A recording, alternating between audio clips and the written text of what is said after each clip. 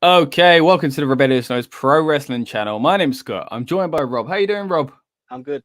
Good. Glad to hear it. And of course, we are here to talk all about Crown Jewel. It's coming up this weekend, of course, and we are going to do a live predictions and preview episode here for you. So stick around and join us for what's going to be, I think, an interesting stream. Are you excited for the show, generally speaking, Rob? This show or Crown Jewel? Because I'm excited for both. Both, of course I am. Brilliant. On that note, check out this intro. Welcome to the Rebellious Noise Pro Wrestling channel. On this channel, we bring you some great content from inside and outside of the squared circle. We will go through and offer some in-depth analysis of the biggest events of the year, as well as bringing you exclusive interviews with some of the industry's biggest names. There will also be live show reviews, in-depth features, and podcasts. So make sure you give that subscribe button a slam so you don't miss any of the action.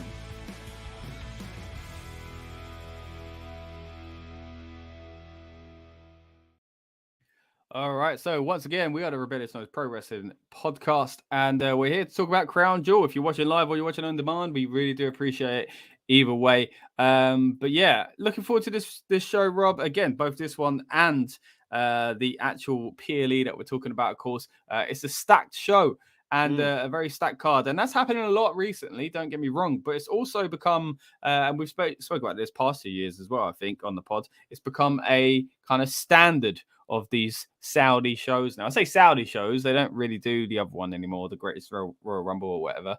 It is mainly just this as a PLE now, but again, it's a standard kind of PLE now.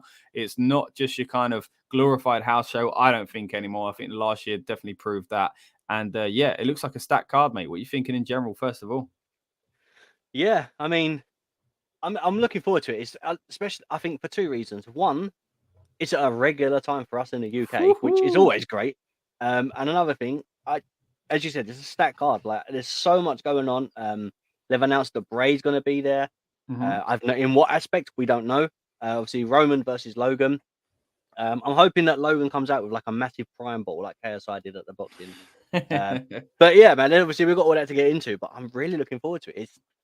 It's weird because recently we've started looking forward to these PLEs when before we was like, oh, it doesn't really look that good, even if it's like a lot of times we talk ourselves into be excited, and of course that's a big part of what the build-up show is as well, which we'll kind of course be plugging throughout this as well. But yeah, a lot of times we were talking ourselves into it, and now I feel like a lot of these cards lately, I can see it. It's not like I'm going, this has potential to be a big blockbuster thing, and again, with Crown Jewel, they kind of go that way anyway because of the kind of, you know, a lot of the boxing shows are in that part of the world these days as well. And of course, even with the graphic of, you know, the main event, I mean, my goodness, does it not scream boxing to you there?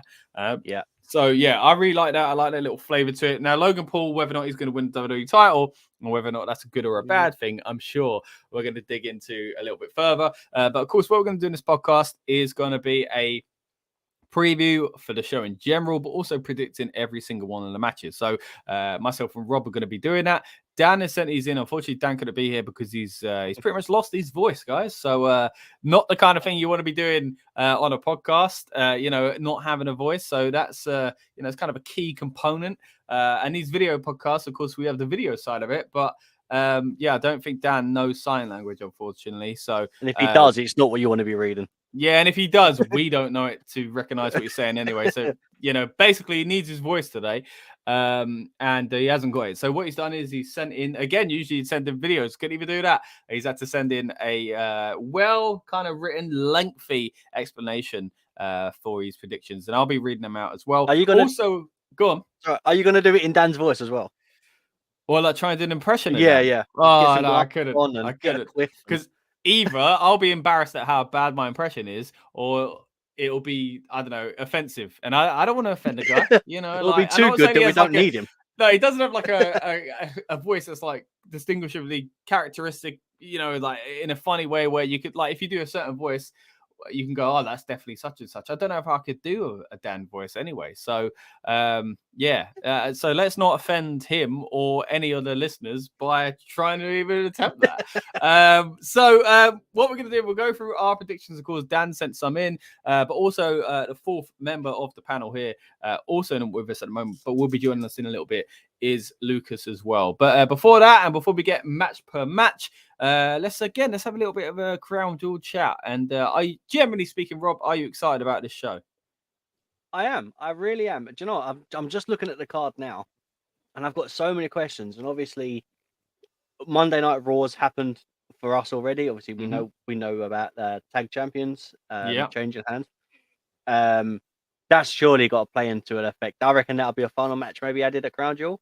Do you think? Yeah.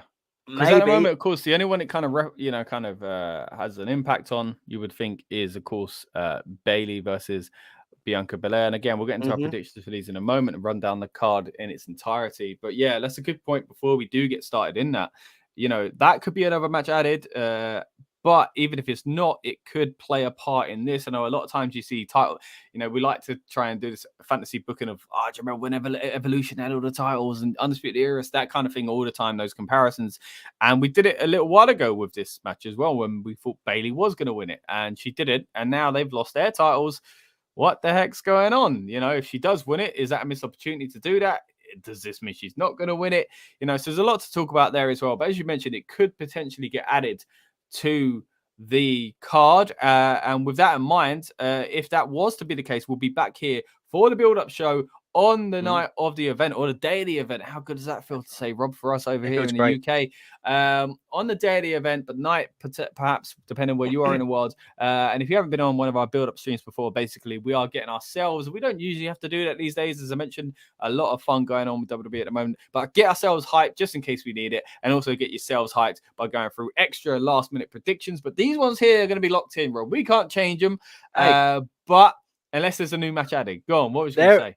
I'm fuming, by the way, fuming. Wow, we spoke about this on the review on the last PLE that we done.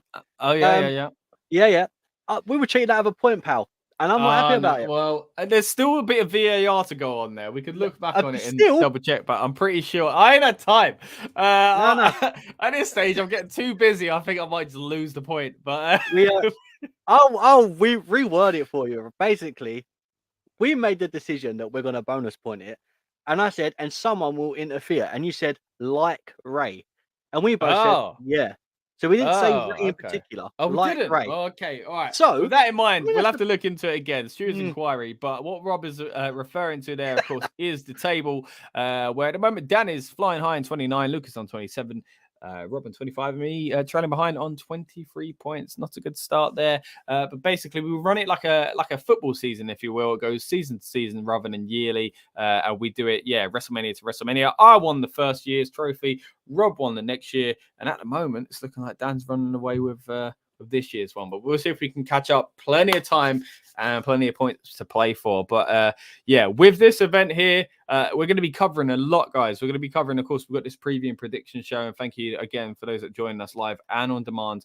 But after that, we've got quite a bit going on this week. This is our schedule as it currently stands, guys. We've got the predictions and preview, of course, today, and then on the show day, which of course Saturday, which I'm loving, by the way, because it makes Sunday feel that much sweeter, not having to kind of stay up early for a Sunday night.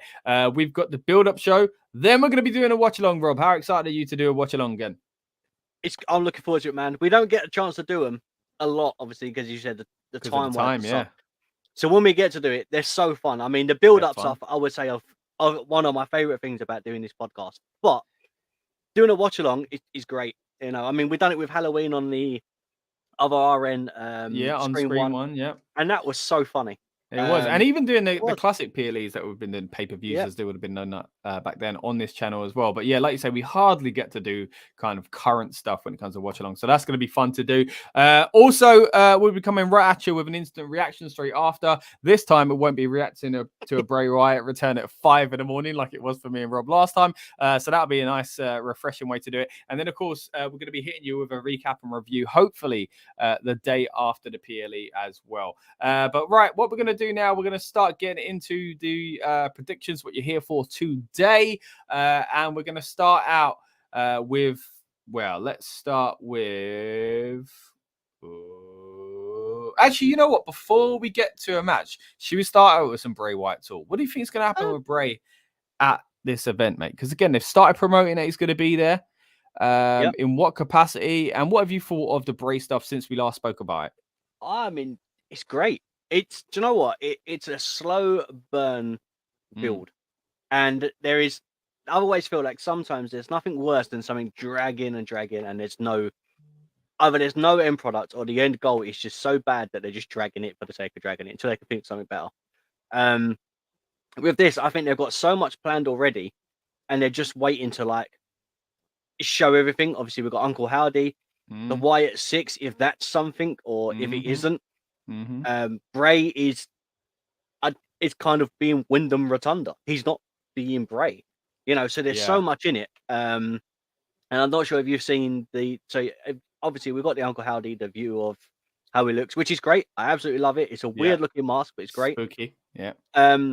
He's wearing a cross earring, right? Yeah, and there's that thing of Bo Dallas wearing it. Yeah. They do sound I do similar. think they play into, and of course Uncle Howdy as well. It looks like his granddad as well. So there's kind of not to offend, by the way, granddad, because this is a distorted version of his granddad's face, let's say.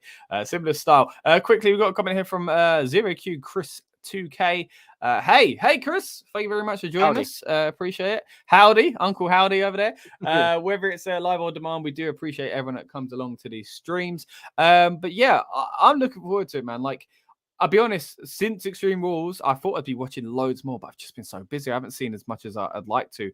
And I've been kind of hearing about things in the background, what's been going on with Bray. And I just think I was a bit worried that it might be dragging out too much. But realistically, this is probably the best way to do it, because sometimes we go too fast with him. And I remember rumors before he come back of, it's going to be Bray, but it's going to be a slow burn. And it's going to be like, it's not all revealed straight away. Yeah. And I was like, really? Is that the way it's going to be? Like, and it was rumors that it might not be Bray at first. It might be someone else comes in, and then Bray comes eventually and is the big reveal. And I think it needed to be Bray. And I'm glad they did it in this order, because it does feel like we're getting more. Or is it just Bray Wyatt and another mask in a splits personality situation? Who knows? Chris has chimed in here. I mean, Uncle Howdy could be Bo Dallas. And my goodness, Chris, do I hope you're right, because I really want to see Bo Dallas back. I loved him. I thought he was fantastic. It's going to be a completely different character, but the Bo Leave character, the you like that, didn't you? I loved it. The early NXT stuff with him as champion as well. Even him with Curtis Axel and all that stuff was really fun as well. He made everything that he was given work. But the main thing we always kind of wondered about was what it would be like aligned with his brother. They never really touched on it on air. There was that time he dressed up as him as well, quite humorously. But yeah, seeing him as Uncle Howdy or involved in some capacity is something I'm really hoping for. What about you, mate? What do you think Uncle Howdy's going to be, and what do you think is going to happen as far as Bo Dallas coming back? It's going to play a part in something. I think I'm just enjoying this slow burn build to Bray. I've looked online on Twitter and stuff, and it feels like it's a 50-50. Some people are enjoying it, some people are not enjoying it. But my thing is, look at it from a point of perspective before, right? We can have a wrestler come in, push him straight to the moon, and then 6 months down the line, he's stale because everyone's bored of him because he's been pushed as far. Then you have a character that you're going to build and then slowly push, and people are like, I don't enjoy it.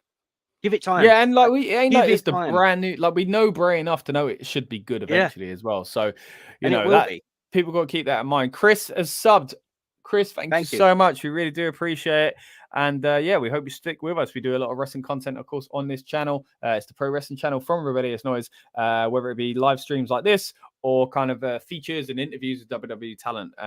We're sure you'll find something else on this channel that you like. So we appreciate you sticking around as well. But if anyone that is joining us live or whether you're on demand, of course, we are now talking about the possibility of something significant happening with Bray Wyatt at this event. Of course, we've been told Bray will be showing up anyway. But also to talk about that, now we are joined by Lucas. So we're going to bring Lucas in. And Lucas, what you think about Crown Jewel in general? But first of all, what are you thinking about Bray Wyatt and his involvement at Crown Jewel?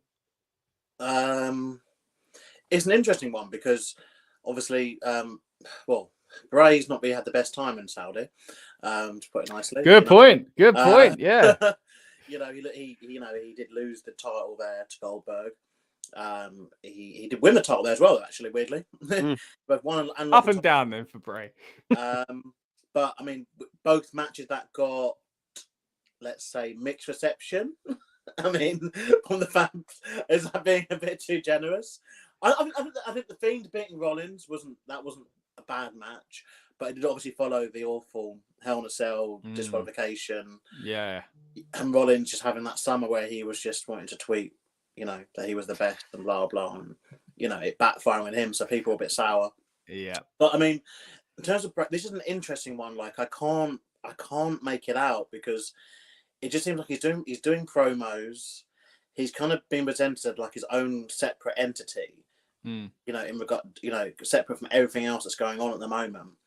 And I just hope they're not going to do what I think they're going to do.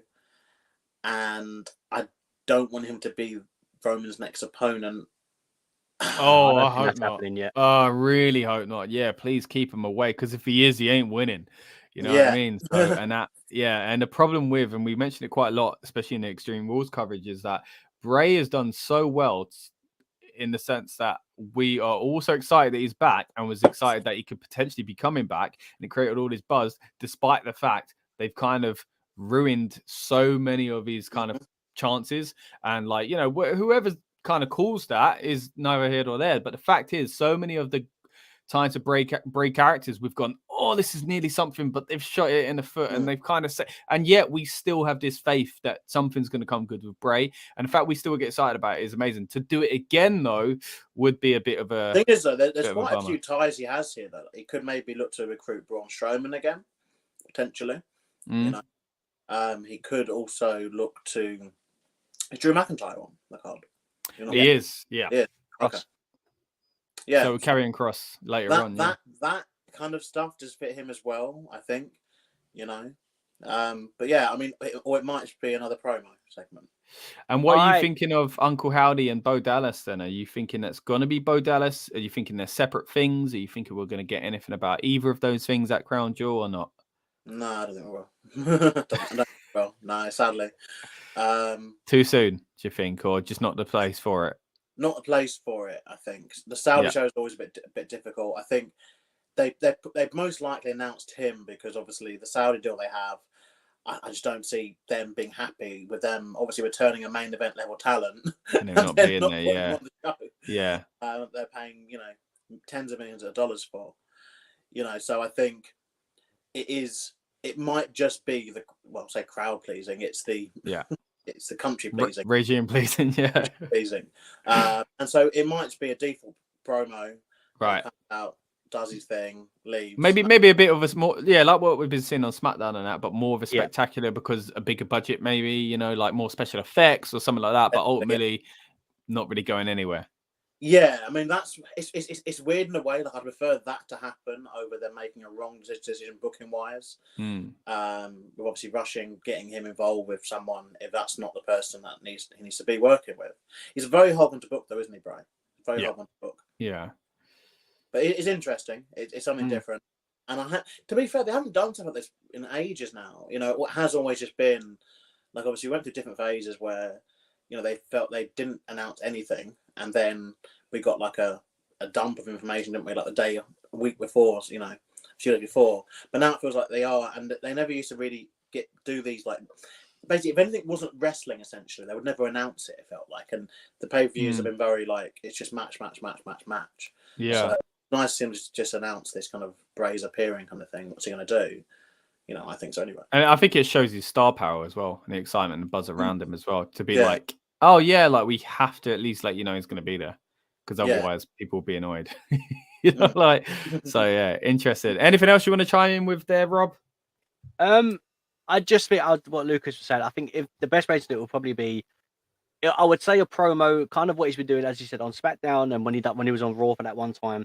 It'll be something like that. But I do think, as you said, it'll be a bit more of a budget. So just something additional, even if it's just fireworks or a lightning bolt like Taker used to have, or explosions like I read just pyro of some sort, or Do you remember his rocking chair when that exploded when he done the thing against Taker? Yeah. It'll be Or something even so sick. like that, how they had that door when he Yeah. returned as well. It'll just Something be- like that prop or. But then that will make the bigger impact because you think, oh, well, that's happened for this reason. And then a promo will carry that. So that will carry the promo and the promo will carry that. Yeah, and that leads into more SmackDowns and then eventually maybe the reveal at Survivor Series or something like that. And I'm happy with that. I'm very happy with that. Yeah, me too. I don't necessarily need to see an Uncle Howdy explanation or a reveal or a return at Crown Jewel because I think that the card is quite stacked anyway. I'd be happy with, hey, if I do get it and it works out, then great. But I would be happy with just like a little kind of fun spectacle, basically, and kind of to make us continue that buzz, really. So again, anyone in the audience listening, watching live or on demand, please let us know what you think is going to happen here with Bray Wyatt, what you'd like to see happening next. Another comment here from Chris saying, I think Logan Paul will lose. And we're going to get to that match in just a moment. What, sorry? I'm saying, we'll get to that one. We'll get there. There's a lot to talk about with that one, I'm sure. But let's start out with the matches. And guys, we're going to go match per match as we go along. Let's start out with what we've kind of talked about already. So let's go with this. Drew McIntyre versus Karrion Kross. Now, from what I've been told, this is apparently a steel cage match. Between the two, so that's interesting as well. So let's we haven't got Dan here, so he hasn't got the dice, and we haven't got the Ronnie Storm, and even if we did have Ronnie Storm about, to be fair, he's over there. He's a bit of a hassle and he's a bit more of a build-up special. So what we're going to do is we're going to bring in a lovely little spinner instead, and we're going to try it this way. So who's going first with the predictions, guys? Let's have a look. Ooh. Oh, I was going to say, if that landed on me, then this whole show is rigged. Mate, you can't just rigged every single time. Right. We've got some applause as well. What's going on there? I know. Gutted, though. I'm happy for the Explorers, but gutted I'm going first because I haven't thought about this one bit. Right, okay. Karrion Kross versus Drew McIntyre. Now, what the heck happened last month? It's a strap match. The strap match. Oh, yeah, the strap match. And Karrion Kross won, right? Yeah, Scarlett distracted. Yeah, okay. So this time, I guess they're playing as nowhere to run. Scarlett can't get involved, but maybe she'll try and climb up the cage and Drew will get to her and that'll still be a distraction. So I'm going to say, this is a quick one, guys. I'm going Karrion Kross because if Drew beats him, Drew doesn't need a win still. And Karrion, although last month it was all about he needs to win because, it's risky bringing him back and him losing if he's going to be promoted in any way to be a threat to maybe Roman Reigns eventually. I still feel that same way. So although he got that win, I still feel that there's a big old stain on him from the last run he had in the company. So I do feel like it would be more beneficial for him to win again. So I'm going to go with a Karrion Kross win with this one. That would mean rolling round next, I think, would be Rob. So Rob, do you want to chime in on that one? Yeah, I'm in. I thought I was in two minds when they announced the steel cage match. And I was like, I get that there's no way for Scarlett to get involved. However, I think if there's a steel cage match, weirdly, there's more reason for her to get involved because she has to do something to help Kross. Yeah, like a panic, innit? Like I said, climb up the top or something. So on that, I think Kross is winning. I think it's going to be a build-up, a match, a run of matches where Drew just can't win. And it's going to be this one last time. I reckon, I don't want it to go that far, but if they do it the right way, it could do, if I don't beat you, I'm leaving. I reckon or some sort of stipulation. Yeah, because even if it rolls on to Survivor Series and that is the one where he does it, by then I will feel like, and maybe I'll change my mind by then, that it'll be cemented by Kross will be a bit more cemented, and Drew, you can play up to, man, I think I've just lost it ever since my head went at Clash, and it meant so much to me. I was so focused. I thought I'd bounce back, but I haven't. And Survivor Series could be the big blow off where Drew kind of gets his win again, and that is, pardon the pun, but a win-win for both sides. So I'm hoping that's the way to go with it, actually. But I do. The other side of me thinks, what if? With these shows, you think someone's got to be the kind of babyface win to just please the crowd in Saudi. So maybe that's this one as well. But Other than that, though, I think the biggest issue here going into it would be if you've watched Raw, SmackDown, or just watched the highlights, the crowd does not care about Kross. Yeah. And there's no cheers, there's no boos. Now, Lucas, you're from a wrestling background yourself. If the crowd are making no noise, that's worse than being booed. Yeah. And I feel so bad for Kross because he's such a good wrestler and he's getting no reception.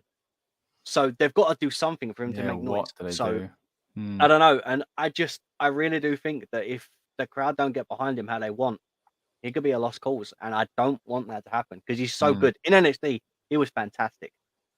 So yeah, the presentation of him obviously on NXT was perfect. And but then it is telling though, he only had, I think it was about 14 matches he had before he got called up to the main roster. Wow. On NXT.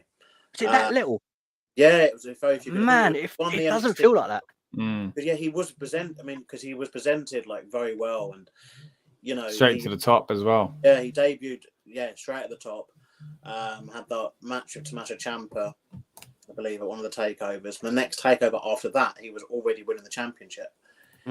So you know, and obviously having to relinquish it when he came back to NXT and won it back. You know, there's a lot of mess around this, but I'm on the I think it's difficult because the crowd do seem like they just don't want to. They just don't care. Yeah. And what do they do to make them care as well? I think it's just. I think potentially I think this is one of those feuds that sadly Drew's kind of been exhausted as well in front of the audience. Like his presentation been the same for a long time. I think as well this whole like him kind of feuding with Kross while feuding with Roman at the same time. You know, it didn't help things because it means that it's been since July of this feud now, and they kind of they softly brought it in, and now they're putting it in as a main one. But we're already in like October or November, and only having the second match basically in the series since July. Like it's a long stretch, you know, to go with because they seem to be intent on presenting Kross as, you know, only making him wrestle every now and again, which is fine. But they're making someone wrestle every now and again who hasn't really ever, in the mainstream audience's eyes, ever wrestled full time anyway. Yeah. You know, NXT and the main roster were separate at that point. Who did you pick, by the way, Rob? I picked Kross. You both picked Kross. Okay. Yeah. Yeah, like I see. I mean, I kind of foresee the finish. I don't want it to be like this because I'm not a fan really of pinfall to submissions inside the cage.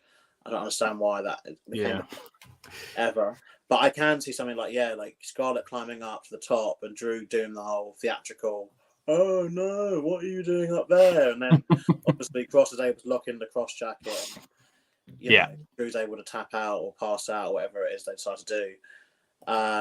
You know, middle of the ring to put Kross over. That might be what they're going for. Then I also see that same scenario happening and Drew just being, guess the thing is, it's funny in a way because of how this country works. He'd probably get cheered if he bloody attacked Scarlett, I guess. Well, I had a theory. Give the glass. I don't know if it will sway you, but what if, let's say, Scarlett was climbing the and he said chamber then climbing the cage. Kross was climbing up. She was climbing from the outside. He was climbing on the inside. Drew does something to Kross and makes Scarlett fall off. And then as the Kross is trying to get over, Drew grabs his foot and hooks him in the cage because they're quite big gaps. So if they prep it that way, and then Kross is dangling, Scarlett's actually on the mat, and then Drew's the one that climbs out and goes over the top. Because then he'll still be hanging there. So Drew would win, but it will be a finish like that, and everyone's going to cheer that and boo Kross. But is that the way you want to go for Drew? I think that Drew McIntyre will win. That's my pick. Wow. Okay. I just think as well, like the other side of what you were just saying there, Rob, is that they could do the whole kind of Scarlett's in danger, but Kross just goes for the win rather than protecting her, sort of thing. You know, like Drew has been distracted. Drew's after her. She's about to fall off the cage or something like that, and he just climbs out the other side. But then you've got to commit to this kind of like oh, is he really committed to her sort of thing? And I think that's way too soon to do anything like that. Yeah. The only other way to fix that is if she was like, it's for the cause. I wanted him to climb out, like I don't care, I'll sacrifice myself, that kind of thing. Or but another way to make people care about Cross, which could work, but is far too soon, is if Scarlett turns on him. Yeah, then you've got something with Cross where people would have to react to. But that's the problem. It's far too soon. Yeah. Too soon. And the only way to do it is to build him as like more of a threat, really. I think it's the only way. Sorry, I was going to say, it's very funny how we're talking about Cross and like how to basically get him over and just get the fans to react. Whereas every scenario that we mentioned, if The Miz and Maurice was put in that position, we'd be like, they're perfect. The minute it comes to Cross, we're like, how are the crowd going to react? It's crazy to think that The Miz could get over that situation. Cross can't. And yeah, it's weird. Like it's weird, isn't it? So talented, weird. They work so well together. Just something's not clicking. I just think there is no connection with Cross and the audience. And I don't want to do that. That cheap pop of, oh, let's bitch about this area and we'll get a boo that way. Cross is better than that, if you know what I mean. He's not that sort of heel. Yeah. And I think they're struggling to get him presented in that way. When as Lucas needs to be terrifying. Do you know what I mean? He needs to be ruthless, and that's what they need to. It's like you need JR back to be screaming at this crazy thing that Triple H is doing, or like Kane set someone on fire or himself on fire. Like that's what you need. You need those levels of emotion from the story, but also from the people that are telling the story and kind of coloring it in, so to speak, with the commentary. That's what you kind of need with Cross, I think, to get him to that next level. But whether or not they can find it, I don't know. I hope so. I hope so too. Yeah, because I think there's a lot of potential there. But right, let's move on to the next match, guys. Let's talk about the Giant versus the Giant, I guess you could say here, with Braun Strowman and Omos. Now, really interesting that they put these two together, because it was talked for so long, kind of hints and rumors behind the scenes that the reason for, not being that fussed about letting Braun grow is because they had a cheaper Giant on the books with Omos that they could push in future. Now, whether or not that was the case, we'll never know. But the fact is, Braun is back, and Braun, I'm glad he's back. He had a strange kind of career with WWE in the first place, that he was kind of again kind of like Bray, really, where they kind of missed the kind of boat with him a few times, but at the same time it still gave him a lot of big runs as well. But they just kind of I always felt like and I said it a lot on the pod, I just don't know how they want me to feel about Braun, because he'd do one thing, then his character would be different the week after, So anyway, Braun is back. I'm shocked that they've gone with this feud early on. But they have, and of course, Omos is kind of got his buddy MVP on his side, which I don't think has gone as well or as kind of prominently as I expected or hoped it would. But either way, this currently is just booked as a singles match between the two of them. So what we're going to do now, we're going to bring up the little spinner again, and we're going to see who's going to go first this time. It is going to be Rob. Okay. I think they're still going to Dan. Nah, so saying that, you know what? I completely forgot to even read out Dan's thing. So before we quickly move on there, unbelievable. I should mention Dan. So Dan said, for Drew McIntyre, Karrion Kross, Steel Cage, my belief for this one is that this is the feud ender for these two men. They can then go and do other things. For me, I think it has to be a Karrion Kross victory. So there we go. Again, kind of touching on what most of us have seemed to have said there, Karrion Kross, except for Lucas with Drew. But again, I could kind of see that as well. Right, moving back to this match, because Rob, it's your turn now to talk about the Giant versus Giant match with Omos and Braun Strowman. Man, this is, I think, of all the matches to predict, I don't even know. Like, this is the one where I'm like, I'm not sure, because again, it's this. If Braun wins, Braun's won. That's kind of the end of Omos. If Omos wins, it's the end of Braun's return. Like, I don't think there's a win in this. I mean, what I would like to see is everyone that Braun's been squashing and Omos has squashed is to come out and just affect the match and just get thrown around, and a match doesn't happen. A part of me thinks that this match, I think it's just gonna it'll finish by a referee's decision of the match needs to end. Okay. I don't know how would you want to word that? Like I don't know technically a draw or something because there's a no contest or something like that. A no contest. I think. Yeah. To do that, you got a bonus point here, Rob. I don't want to do that, man. I just feel like if there was ever a time for them to re-break the ring, it's now with these two because they're huge. Yeah, but then they'd have to because it ain't going on last, so they'd have to put it back together as well. All right, so we put Logan versus Roman in the ring. But that could be where the Bray stuff comes in. The Bray promo could be like on the stage or on the thing because they can. Oh, well, they fix the ring, yeah. Fast, I know, but it's just the spectacle of like, we fixed it. It goes away. It kind of needs to be the last thing. Yeah. Do you know what I mean? Like, because people kind of quickly go, "Oh, the ring's fixed." Like, we know it can be fixed, but you're trying to give off this kind of. Yeah, he's trying to give off the impression that, oh my gosh, what a job this will be now.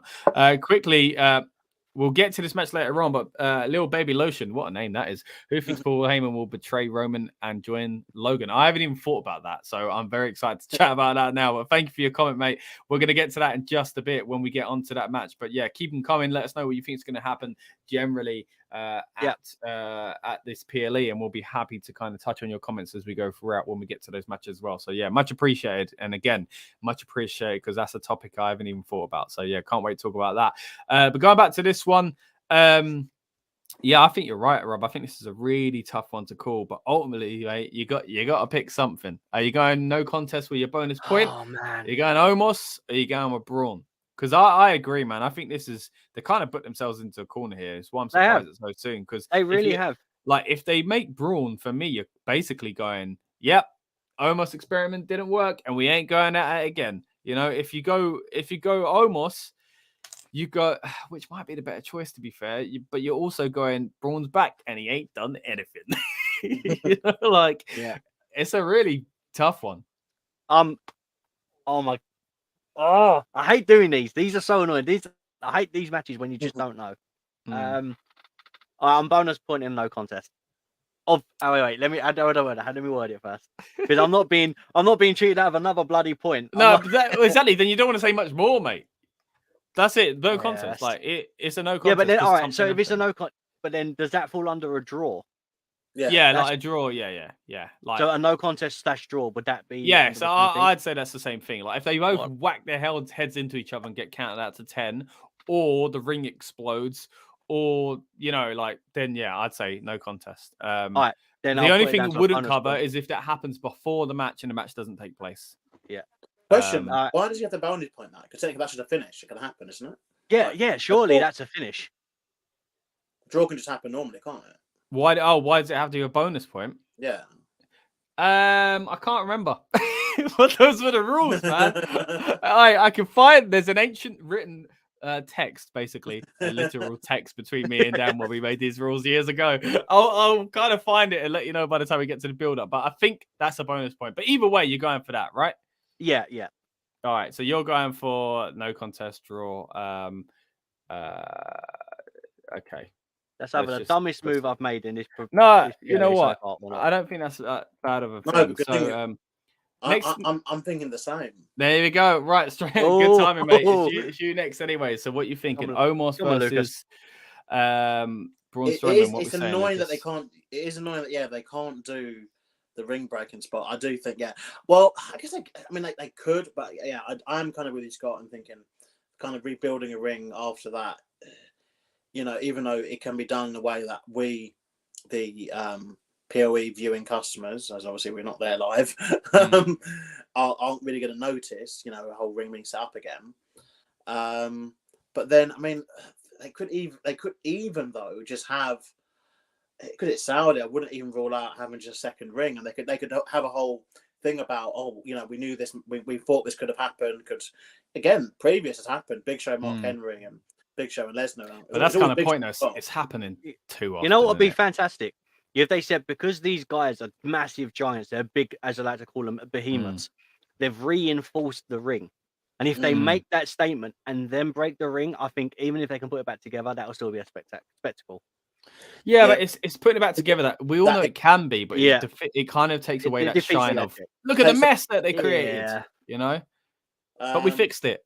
But I do think there's other ways to do it. Like there's a whole they could just not stop fighting, and let's be real, like no referee can really control that. Or some like other that- structure, you know, next to the ring or something. Yeah, like if they bring all the announce tables back, I think they could definitely just keep going through announce tables and stuff.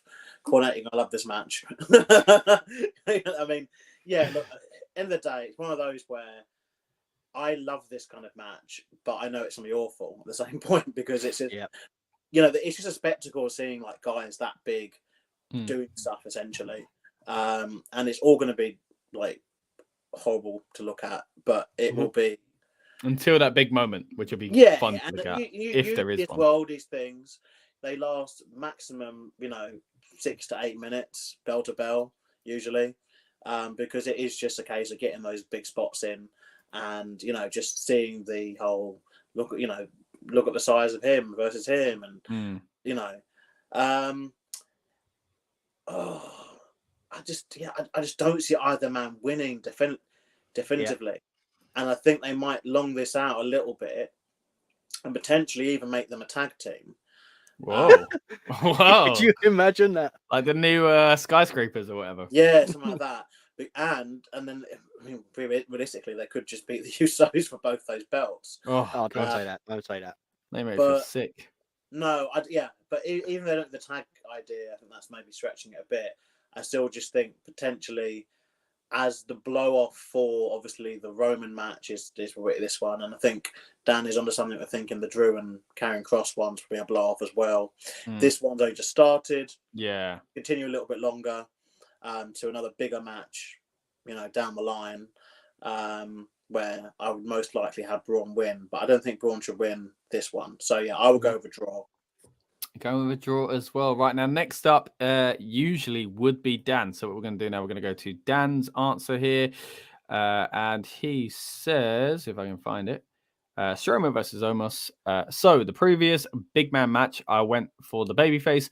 And as much as I think Omos would benefit more from the victory here, I don't see them having Strowman lose at this time. So I think Braun will come out with the W, right? Okay, so I can get his thinking there, but again, you could argue with Omos, but it all depends on how they feel about the Omos project. Do you know what I mean? So it doesn't seem like Omos is going to be a Triple H kind of guy. It doesn't. You know, there's. I mean, this is obviously a separate kind of issue, but I do kind of think there are some people that definitely Vince would be more for here. Yeah. And the booking of some of these matches now, I'll get to the point of, okay, Vince would book it like this, and this person would win. And I do actually think, well, to be fair, Vince wouldn't have hired Braun back, but it's like, he would say, well, you're done now. But if it was to happen like this, I think Vince would push his new project against the old to kind of show that, look, what I was doing was right. But like you say, a change in who's at the top, it could change everything. It feels like it's not something that is up Triple H's kind of wheelhouse. It's got you know, Richard obviously still an executive there, isn't he? I think still in charge of, you know, something there. Yeah. So got him, he kind of stamp on it. But yeah, it's interesting, isn't it? Well, I think I'm going to go with you guys as well. It looks like Dan's going to be the only one to commit to actually picking a winner here, because I'm going to go no contest / draw basically as well, because I just think, and I think it, you know, where it is as well, you need the spectacle. You could argue that's what the match is. It's a spectacle anyway, but, and of course we've got Lashley and Brock as well. There's a lot of these kind of things on this card, as we touched on earlier on, the boxing kind of feel that they tend to go with as well. But I as far as the way the card's promoted and stuff for the main event, but I just feel like, yeah, it just doesn't make sense to make either of them win. And this is definitely the kind of match where you could do the spectacle, no contest, and no one's going to be upset with that. And if you are, you must be a massive Omos fan. But hey, yeah, I think, do you know what? Given that it's just a singles match, I think it makes more sense for it just to be there's a no DQ or there's a no contest, because going into that you can rule out. There has to be a winner. Yeah. And there's no stipulation, and this is the way you kind of go, oh crap, we forgot to put a stipulation on this. You know what I mean? Like, and then next time, like you say, like it becomes about that thing or preventing that thing again or whatever it is. Where this is, if there's any time to be like a draw, I think this is the most logical draw I've ever put my vote on here, even though Wow. it might not mean it's going to happen. I just think if I was booking it, this is the way I'd do it. So, right, with that in mind, let's move on to the next match, guys. It's another interesting one here. Of course, we've got a 6-man tag between the Judgment Day and the OC. Now, of course, the OC returning recently. A lot of hullabaloo around it as well with Machine Gun Karl Anderson, of course, with New Japan. I heard earlier, Dan told me that apparently that's looking like it was all a work and stuff like that to draw up attention. But either way, interesting that is the case now that Karl Anderson is in this match and he's not apparently going to be at New Japan. A bit tough to do both on the same day. But hey, just echoing what we've said the last few months, really, that really enjoying the fact that Judgment Day is becoming what I think it needs to be, and everybody's doing their role correctly. The OC, as much as they can be hit and miss, it's exciting to have them back, and the fact we got a faction versus faction match as a child of the Attitude Era. My goodness, do I love hearing something like that. So yeah, really happy about seeing this match in the first place. But let's get on to what we think will be the result of it. So let's spin that wheel again, boys. Oh, Roberto. I don't mind. Let's go. So I have one or two theories. Wait for the cheer. Thank you. I have one or two theories. First one being with the Karl Anderson stuff. I'm sure someone said that obviously WWE has private jets and stuff, right? So is it? I want your opinion, guys. Do you think if the OC versus the Judgment Day went on the very first match for Saudi, Karl Anderson jumped straight on on their jet, could he still get to Japan? Well, I've just looked up flights, and apparently a non-stop is 18 hours and 45 minutes. But then there's 4 non-stop flights per day, it says earlier, and there's 13 hours from Tokyo or Osaka. Let's have a look to Doha. yeah, It's unrealistic. All right. I think even on the jet, if it goes really fast, I think there's still that was my first question, because obviously there were people were saying that they think it potentially that could happen, and then he could still do it. So he could work both. As opposed to who is Anderson fighting? I don't want to butcher his name. I can't even remember what it is. It's a title match as well, isn't it? It's the never openweight title.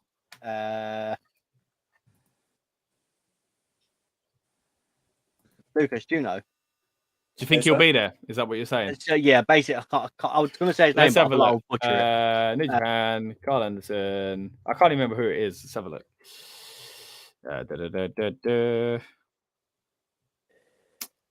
Oh. Yeah, I'm just getting up there. Right, this is boring stream now, guys. I do apologize. However, yeah. So I reckon the guy he'll either be there. Yep. And I think they might do the impromptu match on this card. I think that's wow. So you think a New Japan match might happen on a WWE show? You never know. Shinsuke Nakamura in January. Yeah, what's going on there? Yeah, man. He's going to be. I think this is so. That either that will happen, right? What I would love to see happen though would be if that happens, and then an NJPW match happens on the Saudi show. Fine, I'm all for that. I have no issue with that at all. It'll be a good thing for New Japan, good thing for WWE. There's a door there. There's like a bridge being built, right? Which you don't want to see, because Anderson basically committed to one title, kind of. I guess he was a free agent or whatever the way they've done it. He's now with WWE. Anderson doesn't seem like the type of person to do that to Japan, where Japan was where he really found his footing. I don't think it'd do them dirty like that. So I do hope that isn't the case, and something can happen with that match. So he's facing Hikuleo, and I don't think they would. This is the match of all matches in the history of possibly working together again. Would they put on a WWE show? I can't see it. I like the idea. Yeah, I just can't see it. But so I was thinking, look, there's a couple of things that can happen. Although the thing that I really, really think may happen will be the OC will turn on AJ Styles and join the Judgment Day.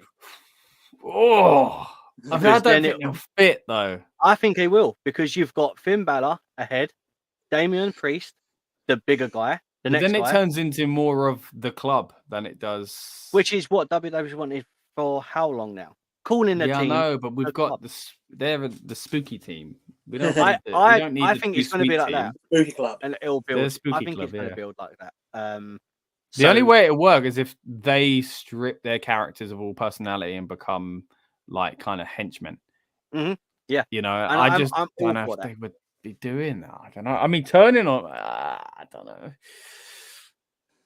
I don't know, because it kind of gives AJ purpose. As much as I love AJ, like he's been floundering for years since they went. He's not. Yeah. He's done nothing. You know, and that was excited when they had the whole thing with Taker, and it was such a shock that they let him go at the time. To bring him back to kind of like, I think they need to be with him for AJ's sake at the moment. As much as I think AJ on his own is incredible, they're not using him or seeing him that way. So I think this is the best thing for AJ is keep him with him. So, Yeah. I mean, the thing I'd love to see happen is the OC turn on AJ and join Judgment Day, right? Or there's a bond there. I think because of the Japan stuff and the Bullet Club stuff and all that with all those guys. I feel like There's they'd be already the a connection. acolytes, though. Like the acolytes in the ministry. That's what they would become. You know? And there's not a problem with that. Hey, I like the I know, acolytes badass, and the man. ministry, but I don't know, man. I don't know. You never know. But I see Judgment Day winning. I think Judgment Day will win either because Rhea Ripley will do something to. I'm not bonus pointing this, but I feel like Rhea will be involved somewhere or another, and that will obviously get the pin. And I think the best way to book it sounds controversial. Dominik needs to pin someone and win this match. It's because of Dominik that I think Dominik Judgment Day needs win. to get the win. I'll give you that. Because do you know how many fans will be furious and raging with the fact that Dominik's got a pin over, even if he gets another pin over AJ? Yeah, Man, yeah. I Look, don't get me it. wrong. I can see what you're saying there. You know, like if it's Anderson and Gallows turn on AJ and Dominik gets the pin, mate, that's some heat. Like That's some big heat. you know, yeah. but I just don't know what happens next with regards to their characters. And then what? AJ's got to find another few mates to go up He doesn't against know. them, He's- or like does he's he got move on Edge. to someone else? He's got Edge, Yeah, Rey but Mysterio. It's a build. Don't forget we've got and Survivor that's is that Series coming Survivor up. Series match as well? Yeah, 5-on-5. War I mean, Games. Rhea's wrestling again, so yeah, War Games, of course. Oh, Like, it's interesting because I haven't thought about that once, so that's an interesting take. On it, Yeah, but, now that you mentioned, obviously, yeah, because there are people that have been wronged, obviously, by the Judgment Day. yeah, Mm. we So- were talking last month as well about who could add to that side of the team. Remember, we were talking a little while ago. Edge, Rey, who else could join? AJ being part of that kind of makes sense. Another legend, and That's you know free. the legends versus the Judgment Day, the Legend Club or something like that. You know, what I mean, it sounds like a burger, but still. I think But yeah, I don't hate it. I'm not But sure. you're slowly talking yourself around. To Shut up, enjoying man. It, you know? I don't know about the OC. I'm going with character changing. I'll go with Judgment Day winning.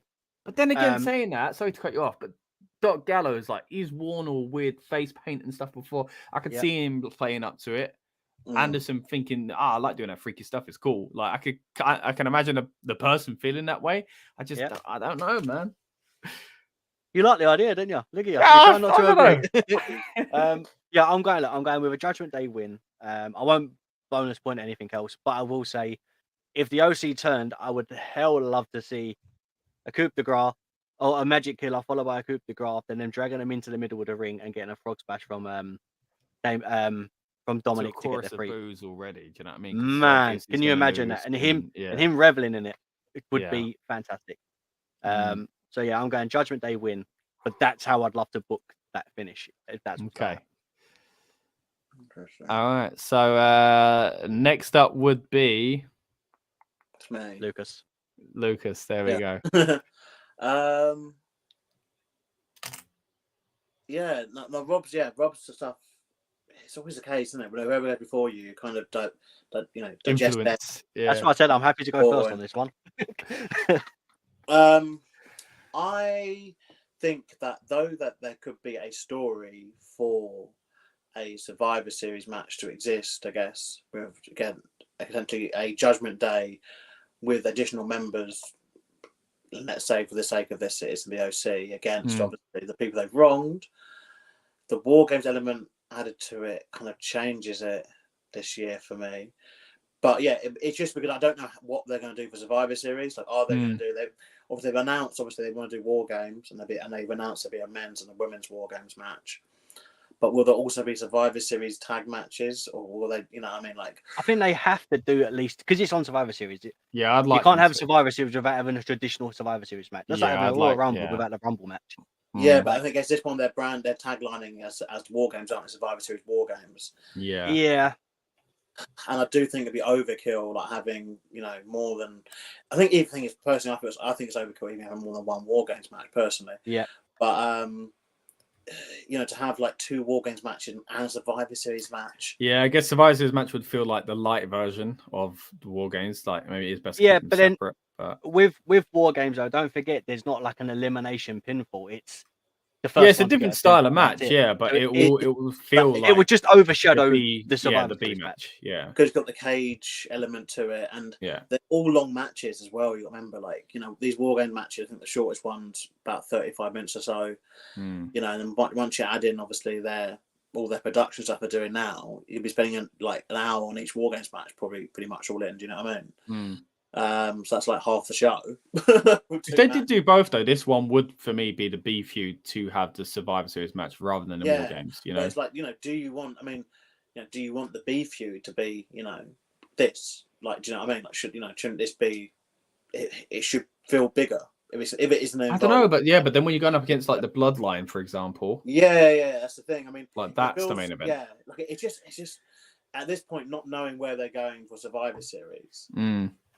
Makes it very hard for me to pick. It makes it harder to pick this one. You know, perhaps I know that. I will say, yeah, personally, I don't see them returning the OC. Let me go back to the first thing here, like I was saying about the match that was advertised with New Japan. That situation, like, it's mad that this keeps happening. It's really odd that this keeps happening in this day and age. You know, it's not, you know, there's been AEW have found themselves on the end of a lot of this kind of stuff. The one that I always remember is when Chris Statlander was made number one contender, but then she had, you know, for the women's championship, and then literally on the week of the title defense, she realized that she actually double booked like another promotion, and so it has to do like another promotion show instead of doing the AEW world title match. And it's like, this would never imagine if this happened in like the 80s, you know, in Hogan's run. Like, couldn't get Hogan because he was booked by someone else. Yeah, when it was probably easier to do so as well without kind of promotions knowing exactly what they're doing. You have to phone each other up and stuff. Yeah, you know? exactly. But saying it, you know, AEW, to be fair, did have a similar thing recently with Willie Utah, and they kind of made a point of being like, I'm going to honor my New Japan booking. Yeah. You know? So, yeah, right, it's happening a lot. It's yeah, but it's not a bad thing. Well, it's not ideal, is it? It's a bit of a headache. Yeah, I think it's a headache, and it's actually bad business. If the two companies aren't working together, it makes no sense in doing it. And it's just a case of just wrestle when you're obviously not contracted to wrestle with someone else. It's not difficult. You know, it's like people work 2 jobs. You know, just don't work all the other jobs in the care about. Is that you just don't take shifts when that other job wants you to be on their shifts. Yeah, you know. But the thing is, though, New Japan, this is what confuses me, right? Because when the OC returned, New Japan retweeted it. Yeah, and they promoted it.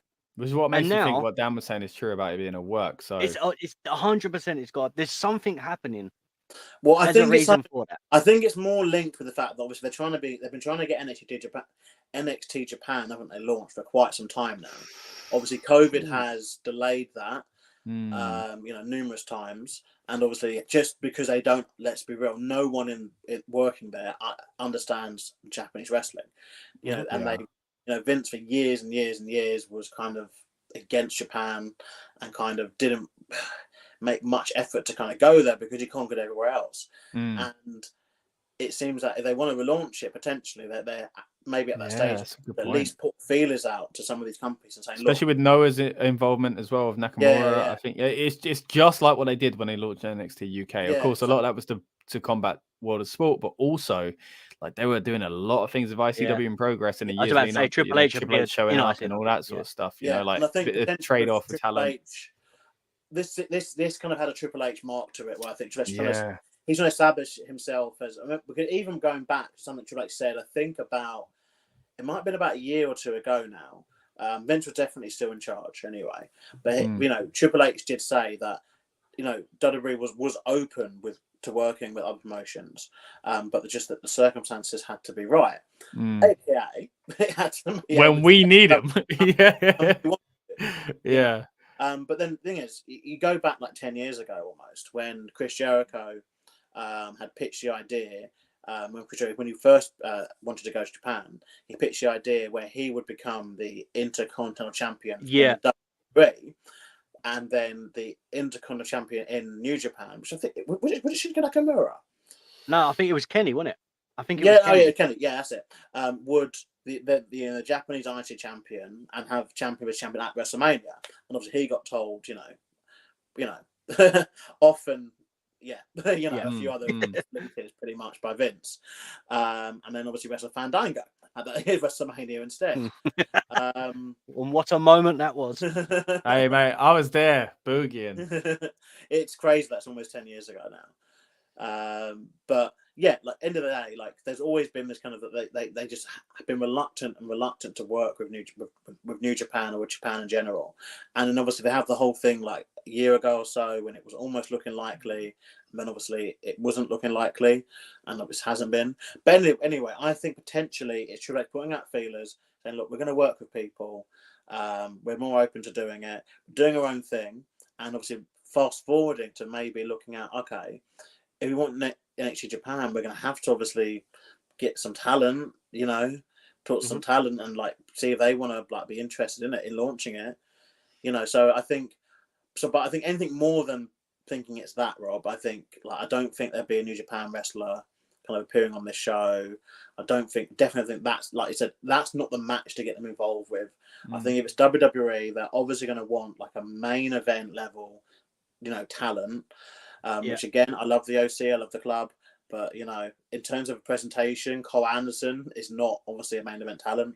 It's funny because if we said it was Karl Anderson against, let's say Shinsuke was still in like where he was in New Japan, I'd be like, if Shinsuke's coming over, because of name alone, you'd be like 100%. Because in winning the title, it wouldn't be an issue.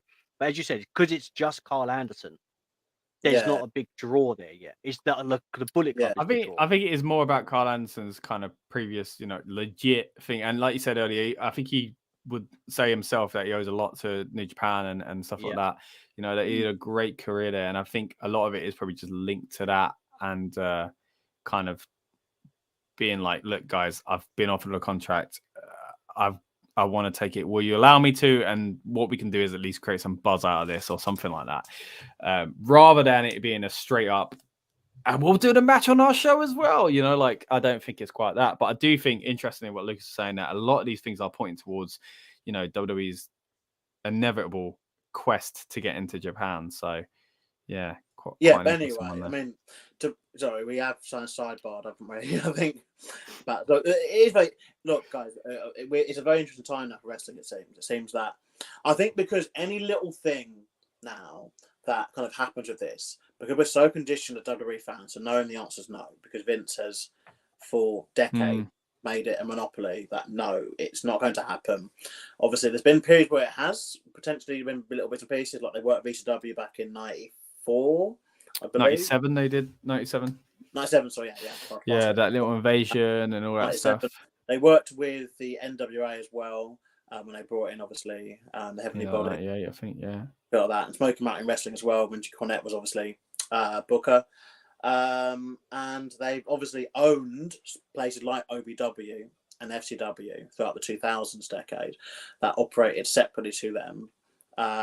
But they've never obviously done this. Like, it's never been a WWE thing. Like, I think even WCW, they did their Super Show in Japan, didn't they?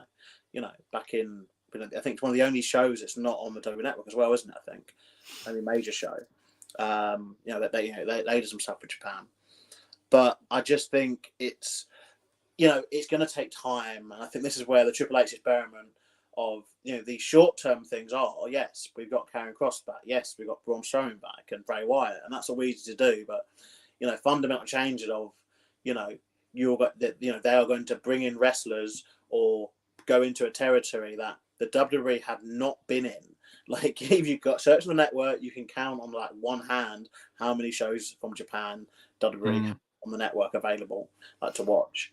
And one of them was only a few years ago, Beast in the East. They had the Raw and the SmackDown back in like 2007, 2005, I think. Yeah, something like that. Yeah, When the one where you have that picture of saying that Jeff Hardy's with a fan. Yeah, he's with Tanahashi. Oh dear, yeah. But yeah, I think it will take time. But I think in terms of, fans, we get excited, don't we? When we think of the match that can happen. In terms of this match, though, I don't think it's anything more than like a TV kind of match as much as it big faction versus faction. Like, again, Attitude Era, we're fans of that stuff. But then when you watch some of the stuff back, some of this stuff was just like, it was like they were like 5-minute matches that happened like once. Had a couple of good moments, and that was about it. Like I watched, what was it, like APA and it was like a 6-man tag on WrestleMania 17, I think, isn't it? Which I think it's like APA versus Right to Censor. Red Censor, yeah. Yeah, and legitimately it's like 4 minutes long, but it gets everything to get in, but that was that. That was two factions went together. They had a barely 5-minute match, and then the next night everyone went on to new things. Not saying this will happen in this one. Obviously, it's now changed. But yeah, my answer is I think the OC will win. I don't think they're going to just turn on AJ straight away, and it would make no sense, I think, for them to return like 2 weeks ago and then like lose. So yeah, the OC is my pick. Yeah, I mean, it's interesting, like you say, though. It's a lot of it is about timing, and it's like, could I see this happening? Rob says maybe. Could I see it happening this soon? Which you're saying no, So, I would probably agree that I don't think it's going to happen just yet. I'm interested to see if they did do it how it would go. Do you not think though? Go on. Sorry, if it happens further down the line, the shock factor for it, I think, is going to be less. If it happens on their very first match, you're going to lose your mind because you'll be like, "What the hell just happened?" If it takes like, too long, we only come back to build kind of we pretended it was for you, but it wasn't, and Finn had kind of orchestrated the whole thing, and yeah, I guess you could, because you would argue that let it breathe, because then it's more of a shock when they turn, but because they do have that established thing from the previous time there. Yeah, you could be right. That maybe it is the rare opportunity where you could do it straight away and it have kind of both effects of that. They're established, but it's still fresh. So, and if they get booed, kind of the point.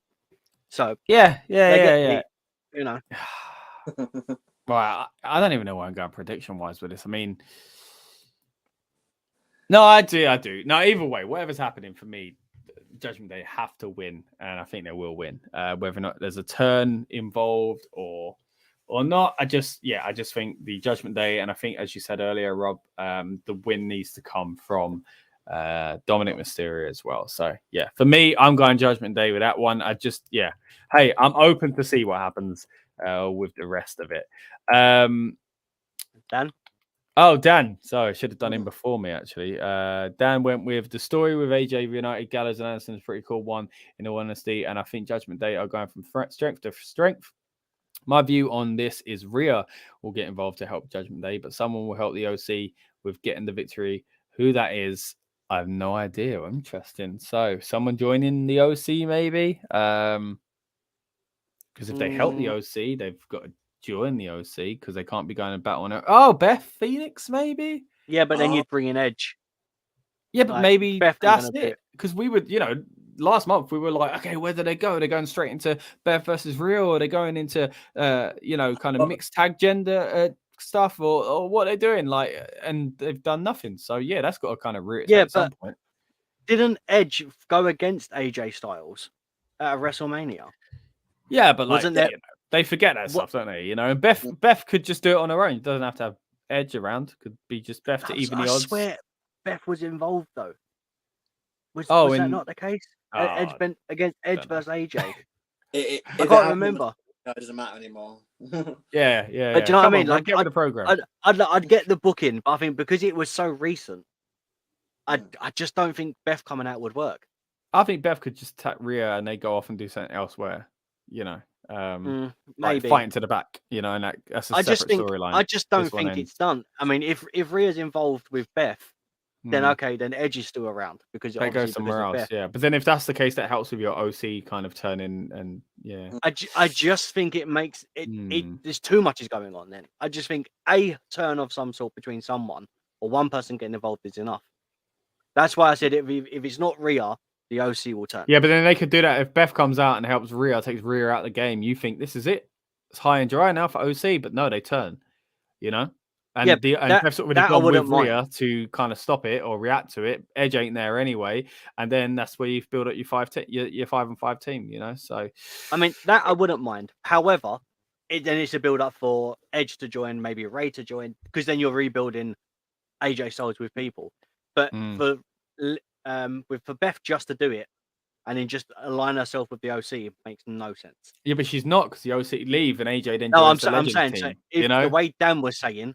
Oh, okay. Because Dan it just wouldn't make sense. Yeah. Gotcha, so that wouldn't make sense. But he didn't say Beth. He said anyone. But then even still, anyone. I don't think. Yeah, I would agree that whoever coming in to help, if it was another woman, to balance things out with Rhea, it wouldn't make any sense really, unless because I can't see someone joining the OC basically. So, no.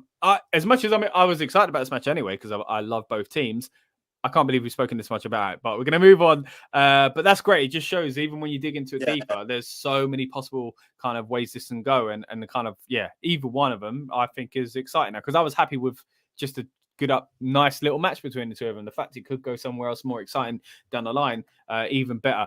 Before we move on though, we're going to get through a comment here from Richard. OC wins and Bianca wins and Dakota Kai joins Judgment Day. So Dakota Kai leaving Damage Control. I think that would be damaging in itself. Interesting to hear that theory there, Richard. Why Dakota Kai? Why? I mean, do we leave the Damage Control alone? Does it stay as a thing now between two people?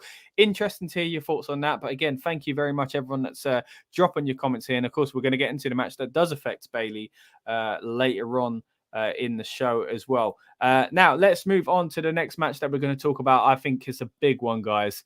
It is Brock Lesnar versus Bobby Lashley. Now, this is a dream match for many. Of course, we did have it thrown together hastily just a few months ago, really. And I enjoyed it from what I remember. What was that, sorry? It was at the Rumble, wasn't it? I think. Was it the Rumble? Yeah, I think it was the Rumble. It was last minute. And it was shocking because it felt like one they were always going to wait for, hold off on. Of course, I'd be silly, wouldn't I, guys, not to plug the fact that we spoke to Lashley about the possibility of this very match happening a few years ago. And he told us why he thought it hadn't happened to that point. Since then, it has happened. But either way, interesting insight on that. So please check that out on this channel. Of course. We also just mentioned a lot about the possibility of new Judgment Day members, and that's exactly what we spoke to Damian Priest about a little while ago as well, and plenty of other interviews on this channel. But going back to this match specifically, okay, let's spin the wheel, guys, and see who's going to go first. Spin the wheel, make a deal. Oh.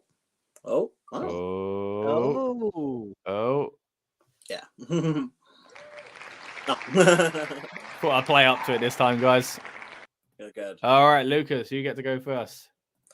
So I think that while I'm excited for the actual match, I think the build-up's been quite poor. I think that they did the wrong thing having Brock turn. I'm not a fan of this kind of, and because the fans now are just so conditioned to loving Brock, they're cheering him even though he was doing villain stuff, which is a bit of a good mess. position. Yeah, the fans weren't ready to. Ironic, isn't it? When a few years ago, no matter what he did, it weren't even like there were people going, "Oh, I'm sick of him," but then they would be impressed by his, whatever match he had, whether it was 7 minutes or 2 or 15. But there was always that. But now, like you say, like people just want to cheer him still, and I felt it was really weird, and I felt bad for Lashley when this happened because it was like Brock coming back doing it. I was excited. I was like, this is great, but then I was like, so Lashley's the heel, right? Like that's what I thought. Like Lashley will be heel, but the fact they haven't gone that way is confused me. If only Lashley. If only you had like a couple of people that were with him. Oh, yeah. You know, they like, were a group of them. That'd be nice. Yeah, Yeah, like little her business or mouthpiece. something. For him to be villain, you know. Yeah, like honestly, I think, you know, Triple H should have made an audible from that reception to look, you know, let's get the Hurt Business back together. Fair enough, keep MVP of Omos if you need to, but at least get Cedric and Shelton back with Bobby, make him the heel, and go into that way. But yeah, I think the long and tooth in it is that Brock ain't losing in Saudi. Yeah. It just the thing is, well, I think Brock, in a weird way, Brock needs this win as well. I think because obviously losing to Roman twice, last 2 outings. Even though, to be fair, like he had, you know, every PLE at the start of the year ended with Brock Lesnar winning. So, but it's weird that we're now at the stage of like, okay, those 2 losses though, they're big losses, obviously at SummerSlam, and I think another reason why Brock's getting cheered is because, you know, he's a guy who we don't know when he wants to call it a day. You know, his exit might be abrupt. Let's put it that way. I don't think he'd be one to necessarily, like Edge obviously said what he said in there a couple months ago. He said, you know, potentially next year, looking to wind it down my own terms properly. Yeah. You know, other guys, you know, make certain things like AJ Styles. We're mentioning him. He has spoke that he reckoned the contract he signed, I think it was in 2020. He reckons that will be the last kind of full-time wrestling contract he signs. You know, as obviously he's 44, 45, I think. So, you know, so it is, you know, but I think with someone like Brock, it will just be, and again, with him being quite volatile, he's one of those people who, if he don't want to do business, he don't want to do business, and he will gladly sit at home. And you know, he's a good businessman. Like he knows how to do his business.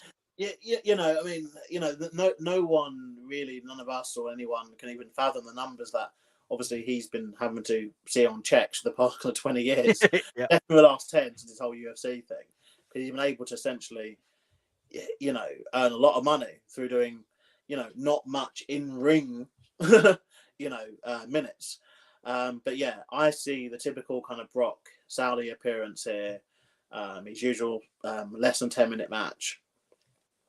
With Brock winning, but I think I will enjoy this. There's kind of a lot, you know, they're both.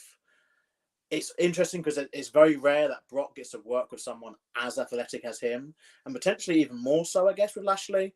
You know, because Lashley is doing this kind of full time. Well, obviously, you know, Brock's obviously not, but Brock's a freak. So you know, there's so much that could happen here. But I'm definitely interested, definitely invested. But yeah, Brock to win.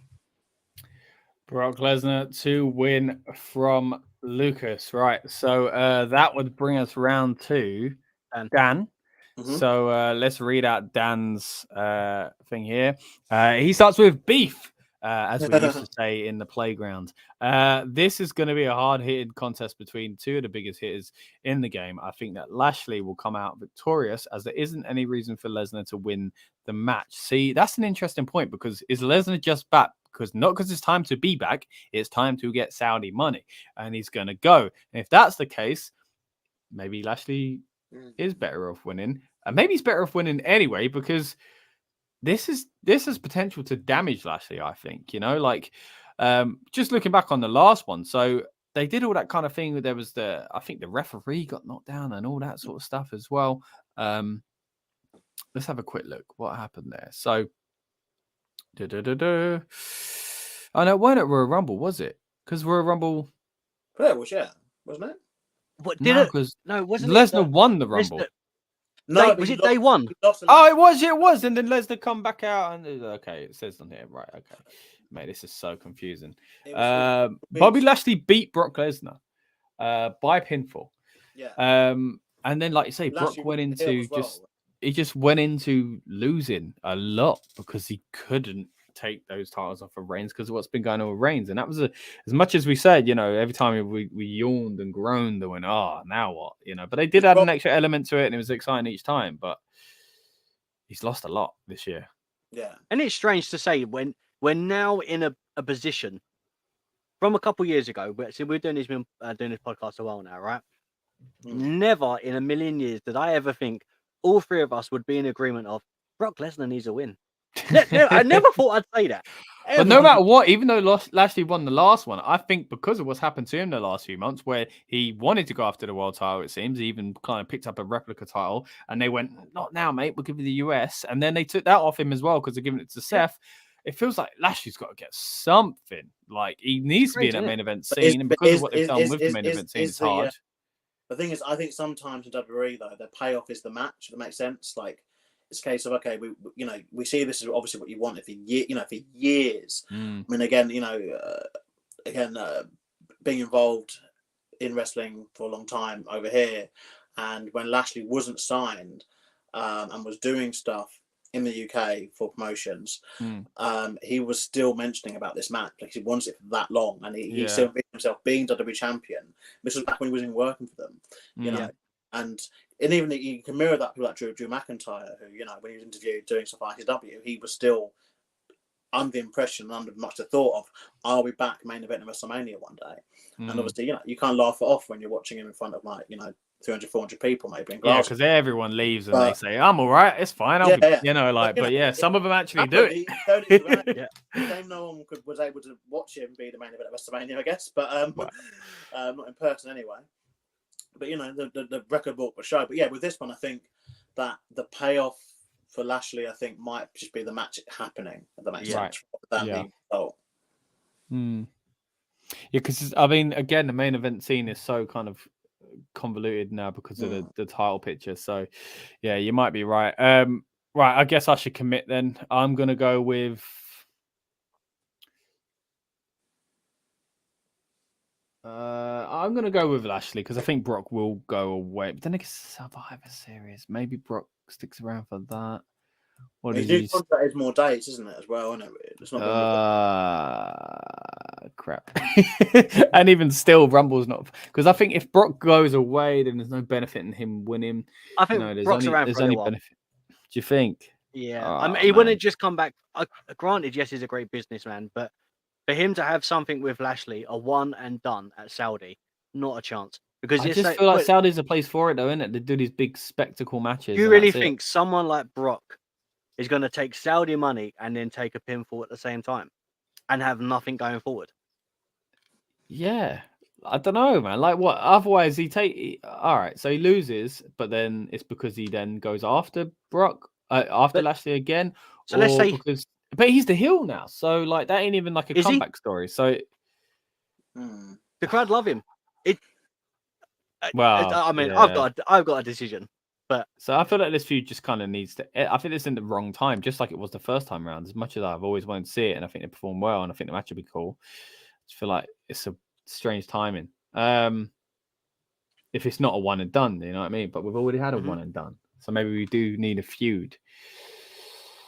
But then that's where you do Lashley, Lesnar, 3, and then like you do it in a few months' time, or like WrestleMania, and there's a proper feud behind it, Either way, if that's the case, then Lesnar needs to win. So screw it. I've talked myself into it, and Brock Lesnar's my pick. Okay. I'm not sure. So gone with it. Eh? I think it's not for Seth, but I do think it's a crying shame that it's weird saying this, but Seth won. Seth won the US. But maybe that's it though. You put the title somewhere else so that it can be used properly, because Brock winning it ain't going to be, Brock would. If Brock's going to win, he would have had to have won the title. So, but then that would have been cool as well. That. Like what?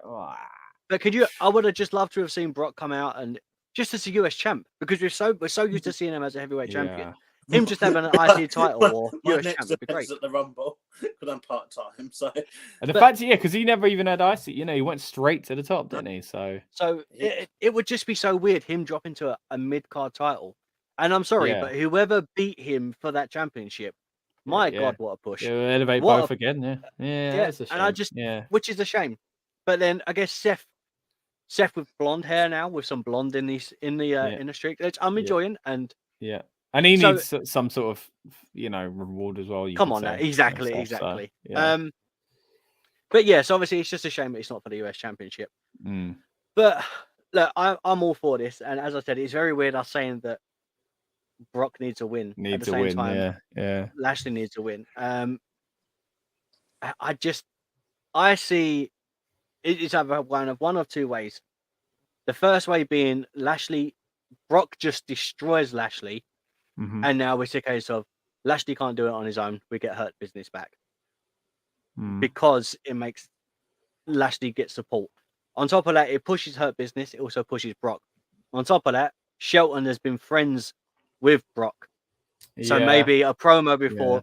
What's the best way? What do you think the best way is to deal with him when he's at this sort of in this mindset? Yeah, and they He's- did he's a use good Shelton's build. kind of pass with him in the Rumble Yep. that time. Also, I could see if this is all going in that direction, which I'd love her business to be back. I could see MVP walking out on Omos because he loses or Omos. something. But then at Yep. the same time, man, to have Omos lose and lose MVP, my goodness, that be the writing on the wall. So, yeah. Unless you But- bring Hurt Business back and you have MVP there, I'm not fancy booking having Brock and Braun Strowman together, but Brock, Put Omos Brock in could the take- Hurt Business, man. That gives Omos something to do as exactly, well. Exactly. So I would say, I think this is going to be if Brock just dismantles and destroys Bobby Lashley, we can then see a rebuild of the Hurt Business. I think that will be the way to go, starting with Shelton Benjamin, and so on, and going forward that way.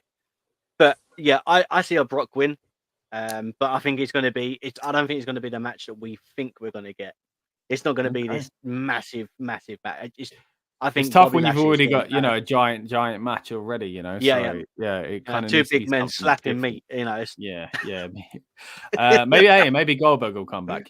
don't But ruin the yeah, show. so of course we got all of us going for Brock except for Dan, who's gone for Lashley. So let's move on now to the next match. I think it's time to talk about let's say the women's championship match here, of course, between Bianca Belair and the challenger in Bayley. Now, we mentioned earlier on before you joined us, Lucas, that this is a bit of a strange one just because the title change. You know, we always try and see these stables looking like they're going to become the next evolution with all the belts. But you know, does this mean something for it? Does this mean she's more likely to win it, less likely to win it?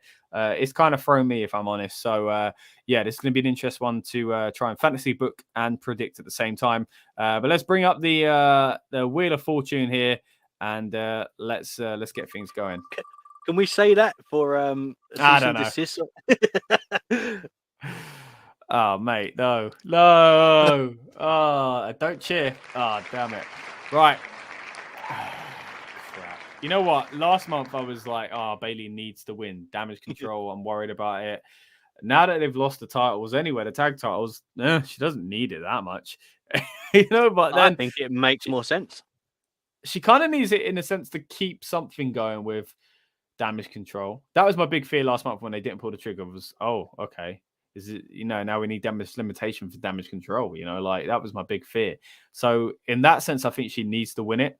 But then it kind of seems like a massively missed opportunity. But maybe that's because they're going to win it back eventually, and she's kind of pushing them on to kind of get it, and we can still get that. So.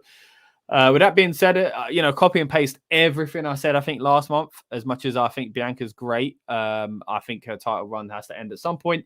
Bayley's back on top of the world. Why not give her the title to go with it? So, yeah, for me, quick one, actually. Yeah, as much as I was dreading going first, yeah, I think Bayley's going to win and probably should win.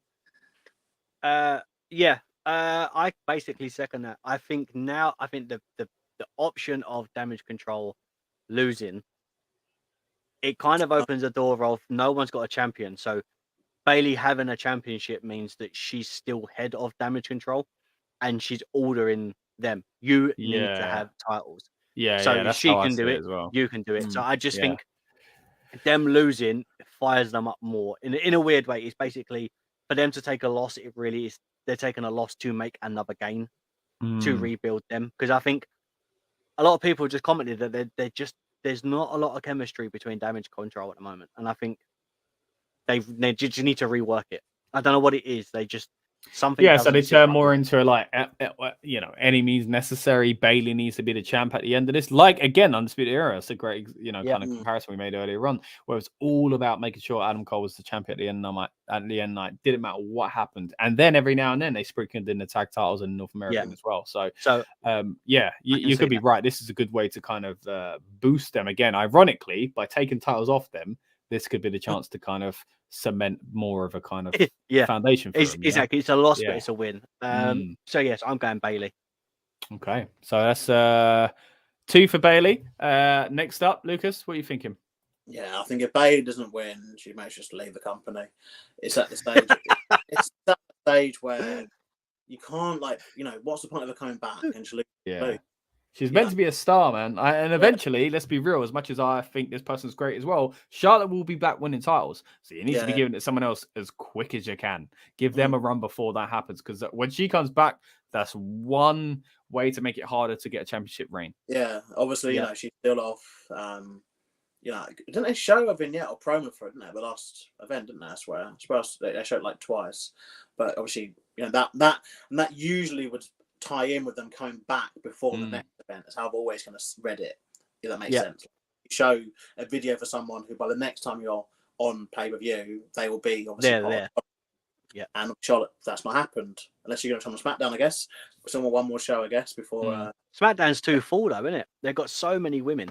So yeah, she'd have to go to Raw. It's stacked. Her going to Raw would make more sense. But her fighting Bayley as a champ with Damage CTRL, could see. Her being the face this time. I can see that as well. I agree. Obviously, that's another time. But I think in terms of what we're having here, so I just had to catch up and make. I don't know what you understood about the title change. You meant the women's tag title change last night. Yes. Yeah. Okay. So I mean. Yeah, I can see what you mean by that. Maybe trying to throw you, but I think also, this is the last woman standing match as well. So it allows. Crap! I didn't even think about that. Yeah, it allows, but that works more in that favor. You're right. Yeah, it works absolutely in her. Basically, everything now I feel is such in Bayley's favor that if she doesn't win, then she may just say she's not a wrestler anymore because it's like it's just so in her favor to win that she has to win. But then is that now making it obvious that she's going to win? Then Bianca's going to. But I do think it would be massively damaging. They didn't pull the trigger last month, and now they're taking the titles off them, and to also not give the thing is, the solo title to the group.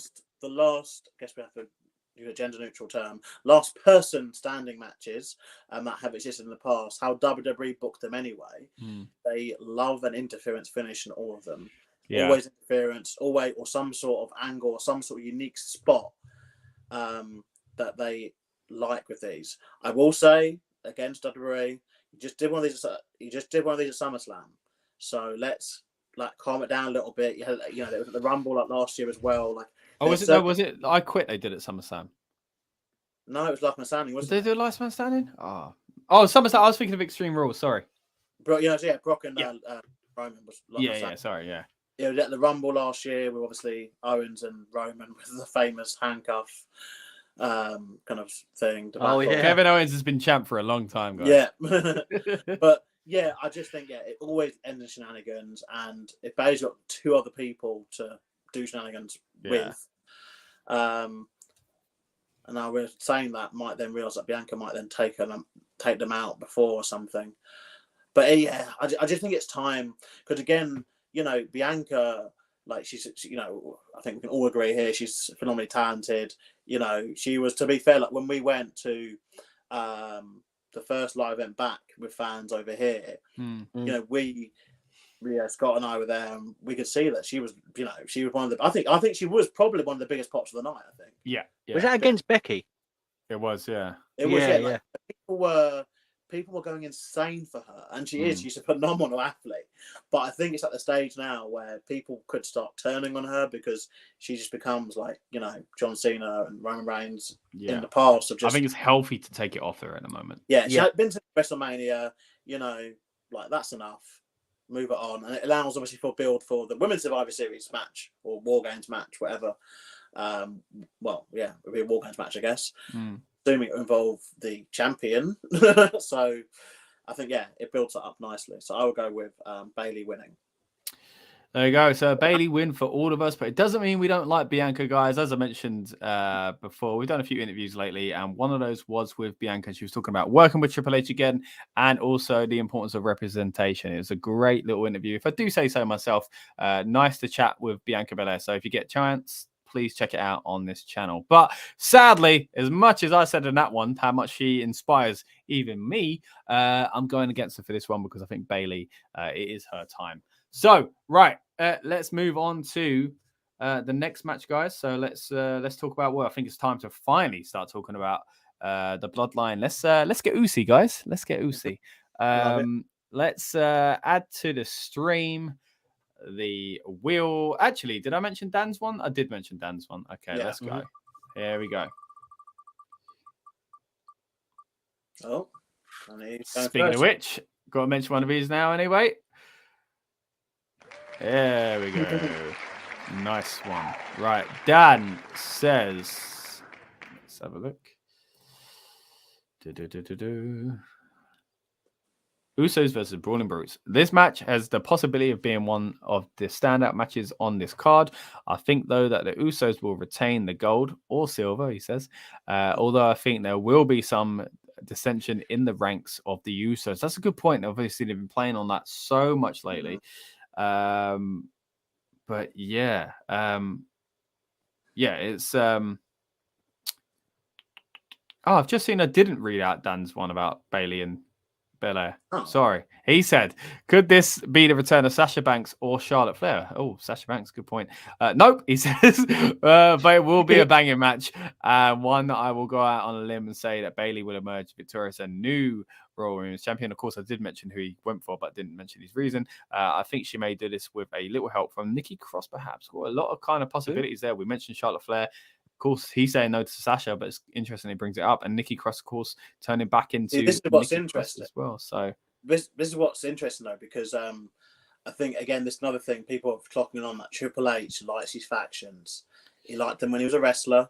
He grew up watching them. He grew up watching the Four Horsemen. He grew up watching, the Von Erichs and that kind of stuff. And I think people picking up and clocking on. Okay, Triple H likes factions, so like everyone's now having a faction. Where Vince obviously hated tag teams, hated factions. Yeah, them straight away. So it's one of those where I think it's clocking in more with people now going, oh, yeah, Nikki Cross could help this person, and that did she ever part of the stable? Whereas you knew of Vince before, it was like, okay, so ain't happening. Ain't happening. As soon as the stable got formed, it was going to get destroyed. Oh, mate. Just thinking of Nexus, but hey, moving back to this match then. As Dan says, he does see he sees the Usos. The Usos? Did he say the Usos? What have we got? Yeah, he says the Usos, but he does think there's going to be a kind of problem between them. Of course, they've been playing up massively on the Sami Zayn stuff, which again, needless to say, has been the best thing about WWE for ages. And that's high praise because WWE's been pretty decent lately. So Sami Zayn and the Bloodline, incredible, of course, when they needed to be serious, just that little shot up from Roman. The face, but then the UC comment making it funny as well. It's been so good.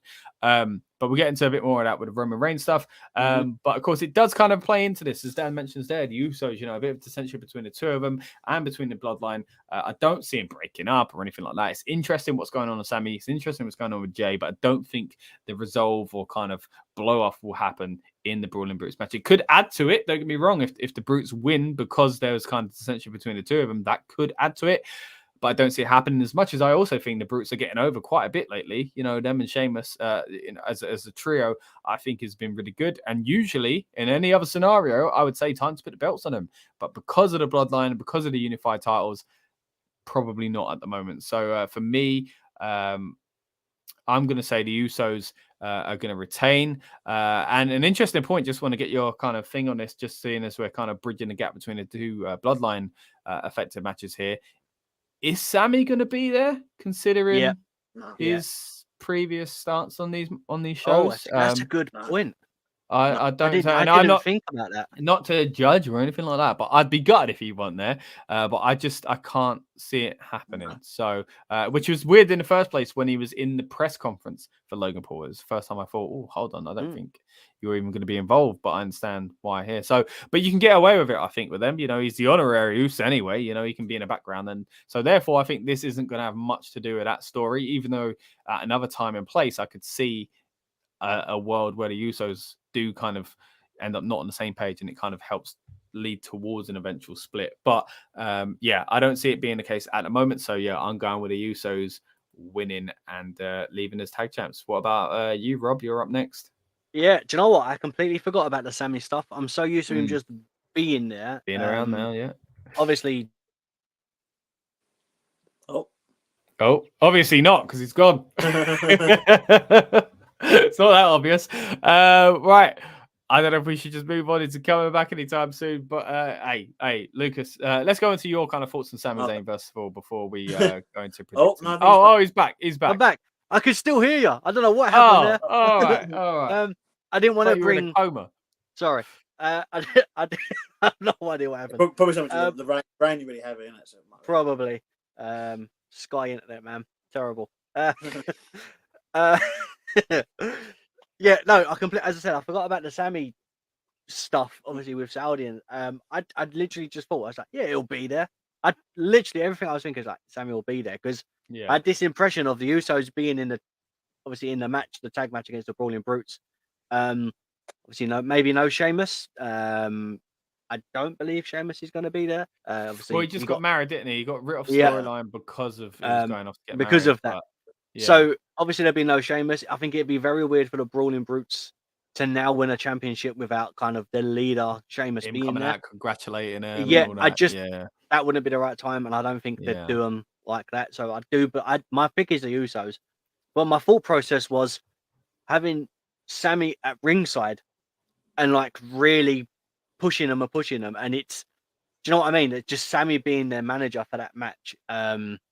I could really see happening. But yeah, when you mentioned that, if would Sami be there, it really changes how the bloodline dynamic would kind of run, especially for the way they've been built. Yeah, it's not good. That's not very Usy, is it? It's not very Usy, but I think the way to do it is to keep everything separate. You know, this is a tag match, and then we've got a world title match, and I think you keep them separate, and they can be separate. Therefore that means for me there is no storyline advance with this. It is about just the individual matches. So that's why I think there won't be much going on as far as changes here. Would they be willing to show not a vignette, like a pre-recorded B-roll footage? Do you think? I think they probably would, but then again, he might also get booed if people, politically are kind of offended by Sami's reasoning or anything like that. It's very strange, isn't it? It's not even here or there whether or not that would be right or wrong. It's a weird predicament to play, especially when Sami's so loved. Yeah, exactly. Yeah, and I'm a man that sticks to his principles. Can't argue with that. I think it should be separate. Rob. I think it's the case of, this match will just be the Usos versus Brawling Brutes, and like Sheamus isn't there because he got married, and then and that's it. It's a good way to put the spotlight on the Brawling Brutes, but not give them the title. So into you then, Lucas. But I guess you pretty much told us. Yeah, I'll be quick and just say basically the Usos will win. I think it'll be a very good match though. Interesting to see that they're still presenting him as Butch, as I know there was rumours that he was going back to Pete Dunne. But I think, to be fair, I think the Butch is a character. I've always seen it like, Charles Wright / The Godfather / Papa Shango. It's different. It's a different character. Do you know what I mean? Yeah. So you don't like The Godfather, you still like Charles Wright as a person, or you might like Papa Shango or whatever it is. You know what I mean? Still that it's like very much a character. But yeah, I think Usos will retain. I don't think that that the Brawling Brutes are the team to kind of do it, especially about Sheamus there. Yeah. Good point there. And as you mentioned, some Butch's character there, of course, we spoke to him recently about the name change and about using more of his Pete Dunne character again. So interesting little interview there if you do get some time to check that out. Great to chat to Pete / Butch, whatever you want to call him. But he was basically saying in that, like you say, that it's kind of, well, as we've kind of been talking already about merging those things together anyway, and he's still the same guy. Do you know what I mean? So and he's been using a lot more of his kind of Pete Dunne isms anyway. So I love that interview, by the way, because you ask him the question, he gives you a great answer about the name change of and I called him Pete at the end. And then you went, thanks, Pete. I was like, it's such an I feel like thing. I just threw it back in his face, but it was it was a reflex. Anyway, that's it for that match. Let's move on. Of course, to the main event. This is going to be an interesting one to talk about. Now, of course, we've got Roman Reigns versus Logan Paul. And earlier on, we did have a comment, so we'll quickly bring that one back up. And anyone that's watching live or on demand, drop your comments. Let us know what you think is going to happen at Crown Jewel. And we had a comment here from Lil Baby Lotion. Again, great name. Who thinks Paul Heyman's going to betray Roman and join Logan? I mean, that's a big call. And Chris was saying that Logan is gonna lose. Now, before we get into that much deeper, of course, we do have to go into the wheel, of course. So let's bring that back up quickly for the final time on this stream. Oh, me or Dan? It's Dan. Come. Yeah. Okay. Right. Thank you, Will. You've done a good job today. Dan has gone for. Let's read his message. He's gone for Roman Reigns versus Logan Paul. 100% Roman Reigns victory here. He says, I don't see them doing anything close to a title switch, especially with a celeb. They could do it as Logan hits a lucky shot and nearly knocks out Roman, but he's saved by the bloodline. But nothing other than a victory for your tribal chief. And I think, again, you could copy and paste what Dan said there for me. Of course, I'm up next anyway. I do kind of envision a world where they would do something as wacky as making Logan Paul win. Now, this isn't going to be a Logan Paul hate fest, because I think if you go back to any of our pods for the past few months, ever since Logan Paul's been around, as much as the haters aren't going to want to admit it, he's been absolutely incredible, and he does bring a lot of eyes to the company. I do think they've gone for this match a bit early. Yeah. But I think they struck while the iron was hot. They had him on a podcast and they kind of got giddy with it and jumped. And I think, again, it fits the Saudi thing, you know, the big fight feel that they always try and go with Saudi. So I completely get it. Now, if he does win it, like, I'm not even going to entertain it. It would be absolutely ridiculous. As much as I think Logan's been incredible, and I could see a way that they do this in the future. To end that streak with Logan Paul will be one of the worst decisions they could make, in my opinion. I do completely understand the social media buzz of Logan Paul being the WWE champion, but it will be to the detriment of their fans. And of course, they've done things like this before, where you could argue, you know, this is a detriment of their own story, their own storytelling, their fan base and stuff like that. But they will annoy way too many people who will not be forgiven of this, after all the people that could have been champ and hasn't been, or still possibly with, you know, the likes of Cody in the future. It would be a terrible, terrible decision, in my opinion.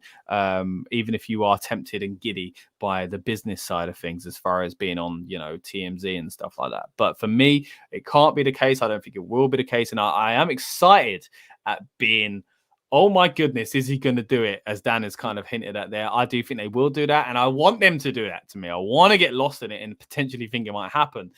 Which, by the way, we're going to do a watch along on this channel. So definitely stick around and subscribe if you're new. And if you haven't already subscribed and you've been here a few times, come on, guys, please subscribe. But we're going to be doing a watch along. So if you want to see our live reactions to that, boom, that's the place for it. But yeah, I think they will play around with the idea. I think on the night they will make me think it's possible.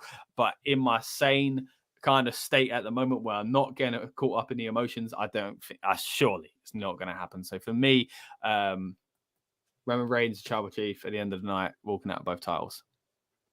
Yeah, I think it's inevitable, isn't it? It's as Thanos would say. Hello, you don't get our reference, Scott, because you haven't seen it. Just because you're a smuck. Yeah, no, look, if Roman, look, this is how I got to look at it, right? I know we can look at it from all different kind of aspects. If Brock Lesnar, Daniel Bryan, Edge, Kevin Owens, Bobby Lashley, Drew McIntyre cannot beat Roman Reigns, Logan Paul shouldn't beat him at all. I understand it's wrestling and it's entertainment. We have to kind of look at it from a different perspective. But all these guys I've mentioned are basically either Hall of Famers or future Hall of Famers. Now, I'm not saying Logan Paul can't get into the Hall of Fame as a celebrity wing, and he's a fantastic wrestler from what we've seen. But he's not beating Roman. Let's face it. Like, it's not happening. It's about the match. I think it's like what Lucas was saying earlier. Sometimes the reward, sometimes the moment is the match. It's not the title. It's not the win. And I think I think Logan himself can't argue that. You know what I mean? Like, I don't think he's expecting to win the title or anything like that. I don't think he's friendly with his weight around. As you said, it's the match is the reward and it's the spectacle that we want to see. I think the good thing is Logan has such a huge buzz. He has a big following, a big podcast, big on TikTok. Jake Paul's doing his stuff as well. Maybe will Jake be that? I don't know. Maybe it rings. Maybe interesting. Like maybe he'll walk out and do like a ring walk kind of feel to it. But yeah, I just don't see. I can't see Logan winning. If he wins, I think WWE would go into meltdown. The fans would lose their minds. I think it'd be the worst decision I think they've ever made. Ever made. I think it's timing as well. It'd be even worse than David Arquette. Yeah, it would be worse. No. Listen, if you can't do a big build up for someone like that to then lose it to Logan Paul. I've jumped the gun there and agree with you, but actually I do agree with Lucas. It wouldn't be as bad because at least Logan Paul is Logan's a bigger name and he's done more in the industry so far. So I don't know. But then again, winning the title is one thing. I mean, look, David Roman's streak is another. His husband. Do you know what I mean? Like, that's oof. Like when he, look, he was Doody from he was in Scream, and he was in like 2 other movies as like, you know, part of the ensemble cast. But it wasn't like a main actor. It wasn't like with Brad Pitt. Do you know what I mean? Yeah, I think the only reason they done that was because the Ready to Rumble film, isn't it? And they wanted to use that to book it. There's no other reason for Logan to win this. I mean, it's hard not to bring that comparison up, though, and I think a lot of people will have flashbacks and kind of wince at that idea because of what we're missing though is that obviously David Arquette was a celebrity that got involved in wrestling for a short period, right? But Logan Paul is signed to a WWE contract. Yeah, he's chosen now to become a wrestler and a great athlete as well. You know, and he's a great athlete, but this has never really happened before. Like, you know, even at Manias before, like when they had Floyd Mayweather, they had Bad Bunny, or they had, you know, you name all the names they've had before. Like, no one before really was signed to like a contract of like, you are now a WWE superstar. Yeah, you know, which is interesting. Yeah, do you know what though? Saying that, it does make me not. I don't think Logan's winning. However, Logan is fighting in January on the next boxing card. I think, is it Misfits or The Zone or something like that? Yeah. Whether the company is with KSI. Not against KSI, on the same card as KSI and a couple of others. So him coming out with a WWE title. Whew. Yeah, I mean, if you're going to do that though, that's the time when you have the US title or the IC. Yeah. That's what I think. Like when Bad Bunny toured with the 24/7 title. Yeah, you know what I mean? Like, I think that's what it needs to be. But then again, like it also will devalue his boxing. Like people will look at that and go, oh, like. And if he loses that boxing fight, you know, people that ain't into wrestling will say, "Oh, look at him." And if he loses that boxing fight and he gets knocked out, someone just knocked out your WWE champion. It's bad booking completely. Yeah. I just can't see it. So I say Roman's winning. I think they're going to make us think that Logan's just about to do it. Then bang, we're going to get a guillotine or a big final spear. I reckon Solo's going to be at ringside. And so I the think thing is as well. Solo. Actually, I'll get to that point in a bit, but because go on, Lucas, your turn. So the thing is, Roman's matches are becoming this kind of weird discussion point now on every podcast. You know, obviously we are the only one that really exists, but you know, that is, you know, everyone, because obviously we're all kind of flirting around this thing that the business kind of dictated and everything's leaked and come out. Essentially, is that Roman is not losing that championship before WrestleMania, and you know, there's things that are being thrown, you know, to kind of swerve us away from that every now and again. Like, you know, when there's rumours about Cody and perhaps being ready a bit sooner. But obviously, Clash at the Castle being a good time if it was through and stuff. But it just feels a bit like we are kind of just making up discussion points for the sake of making up discussion points, because we know that Dwayne The Rock Johnson.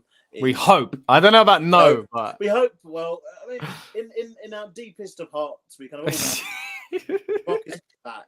I may be one of many, but I don't want that. I don't want it for the title either. Yeah, I want it because if Rock wins, all right, great. Rock wins. Roman buggers off for a while. Well, where's your champion again? Yeah, and it's that age-old thing of, you know, the streak didn't need the title. No, the Rock still won't win, in my opinion, at Mania. Yeah, but then if the Rock isn't winning, then what's the point in doing a match? Because he's not passing on. At that point, it'll be the biggest match they can do. It could be without the title, though.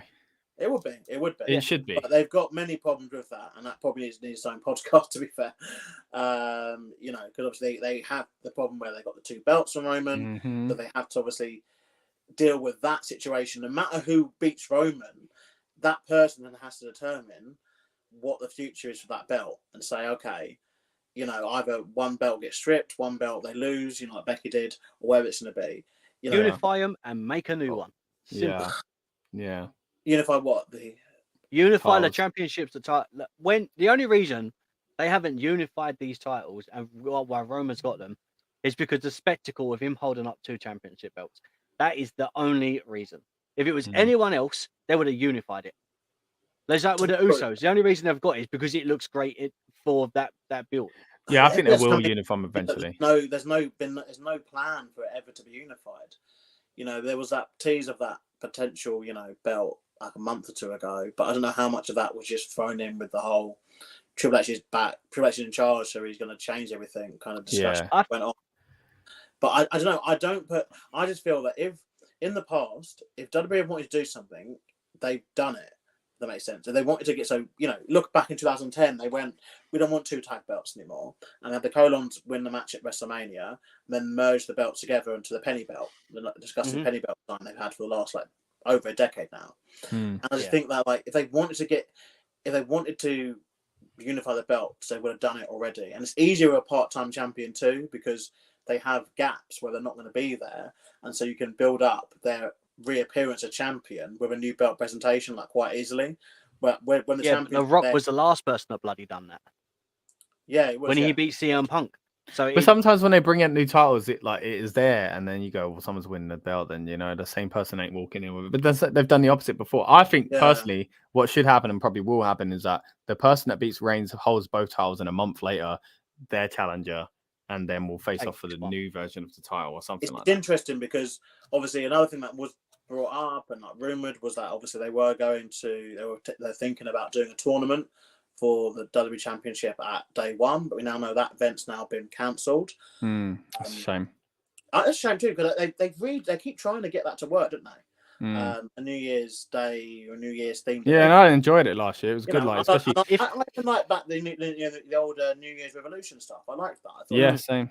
Yeah. That and interactive pay-per-views are 2 things. Taboo Tuesday, that was great. You know, and midweek ones as well. Yeah, like yeah. But I just think, like, anyway, that's another sidebar. But I think in terms of what we're seeing here, we're flirting around the fact that Roman is just going to keep winning until WrestleMania, like at least. And the problem here is that obviously you've got the Logan Paul thing. And I guess, I'm aware of that boxing match that is taking place. And promotion can be done like with that, I'm guessing, what we're thinking. But just wrote the thing that's in the back of my mind is, without seeing when, because obviously they've changed, haven't they? The next Saudi event is not Chamber next year. Chamber's in the US. But what are they getting a second one again then, do you think? What do you mean, sorry? Like, do you think they're getting Crown Jewel and the secondary pay-per-view like they did this year with? They haven't announced the next Saudi date. I'm torn between something that they might be thinking of because of this boxing match.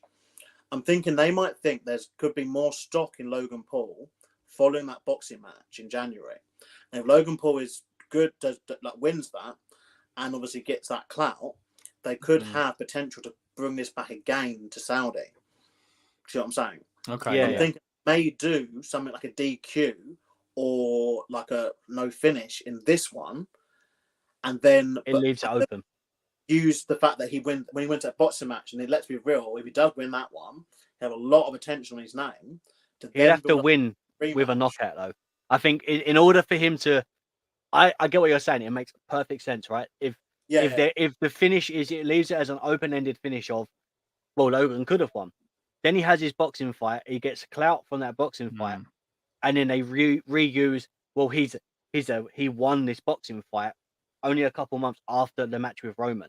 He's done this. He's done this. In order to do that, though, it'd have to be before Mania. They've already moved Chamber from there, and Saudi is a place where you could go. There's a PLE in 2 months, and a new one you've never heard of. You'd go, or they've moved. It'll be TLC or something in February, 2 weeks after another PLE or something like that. But if that's the case, then that's a lot riding on whether or not, to happen in 3-4 months' time to go. If you win this in January, then a month later we're gonna have a random PLE that we didn't have planned. Like, it doesn't really fit in that. Well, only full plan for next year, though, if they PLE wise. No, because Triple H is changing them, isn't he? He wants to take out these gimmick pay-per-views and just make them normal, and use the gimmick of what it was as a way to. He's already said he's taking Hell in a Cell away. Because that's an end of Money in the Bank going back to Mania as well. So I'm kind of torn on. I know that is another podcast in itself. But yeah, sorry, Lucas. Before you continue, I was gonna just say what you said makes perfect sense. However, Logan needs to knock that opponent out in that That's fight. the thing, yeah. If he wins by points, I'm not convinced. Like, he has to knock him out. That they'd be silly to risk that on a maybe / if, you know. And again, there's a long gap between it, you know. Mm-hmm. And it's like, is Logan going to have like another match in WWE between that? Like, potentially not. Like, you know, I mean, he done WrestleMania, SummerSlam, and now like Crown Jewel. Yeah. So basically April, August, November.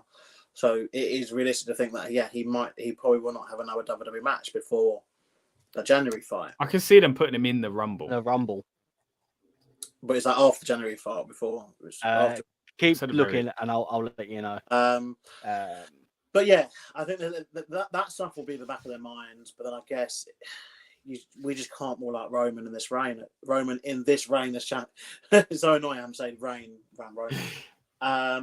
Yeah, you can't rule him out. So I will say Roman will retain the championship, despite the stuff I've said. Though, you know, I'm so close to saying like a DQ or something, which would technically make Logan Paul win. And I just have horrible flashbacks to SummerSlam '93 when Lex Luger beat Yokozuna by a count out. And that's like he won the title, but I wish he didn't. But yeah, I don't think he's the right person to do that with. But I'm also not of the camp of people thinking that Logan doesn't, you know, deserve this spot. I think WWE is a different beast. Like, it's not a legit sport. Like, it's not like it presents itself like legitimately. Do you know what I mean? Yeah. And they needed to tie it over like with kind of these random feuds. And there's only something we've said it so often the last few months. You know, the thing is, if it's not going to be Logan Paul, as we're predicting losing to Roman Reigns, it would just be Kevin Owens, Drew McIntyre, Seth Rollins. You insert whatever babyface or Riddle, all those people. It'll be those people. And it'll be one of them people soon anyway. So at least stretching it out to Survivor Series by having this Logan thing in the middle, which of any PLE makes sense, is this one here, I think. As much as I don't think it's going to happen, I think this is the best way to kind of pad out the year. If there was to be a celebrity fighting for a championship, I think you couldn't really pick one better than like Logan Paul, especially because he's interested in the business as well. Like, they've always had this where, you know, celebrity, it's an interesting thing in wrestling because you have the celebrity, the attraction of the celebrity being the celebrity, but then there's also the fact that they've got to actually wrestle and produce that product. And as we've seen in the past, when there've been ones that haven't wanted to do that, it's been really, really bad. But there've been ones such as obviously Stephen Amell did very well with that, I felt. You know, he did a couple of bits, didn't he, in pieces. And obviously, you've had Bad Bunny. Now you've got Logan Paul. Shout out to Lawrence Taylor back at WrestleMania 11. Like, it wasn't obviously the best match, obviously. And it was an awful year for the company in general. But, you know, I think him and Bam Bam produced like a decent kind of fight. You know, where at least he looked like he could go. You know, and even Ray back to first WrestleMania. Presentation-wise, Mr. T was fantastic. You know, for this, but obviously in the ring, left a lot to be desired.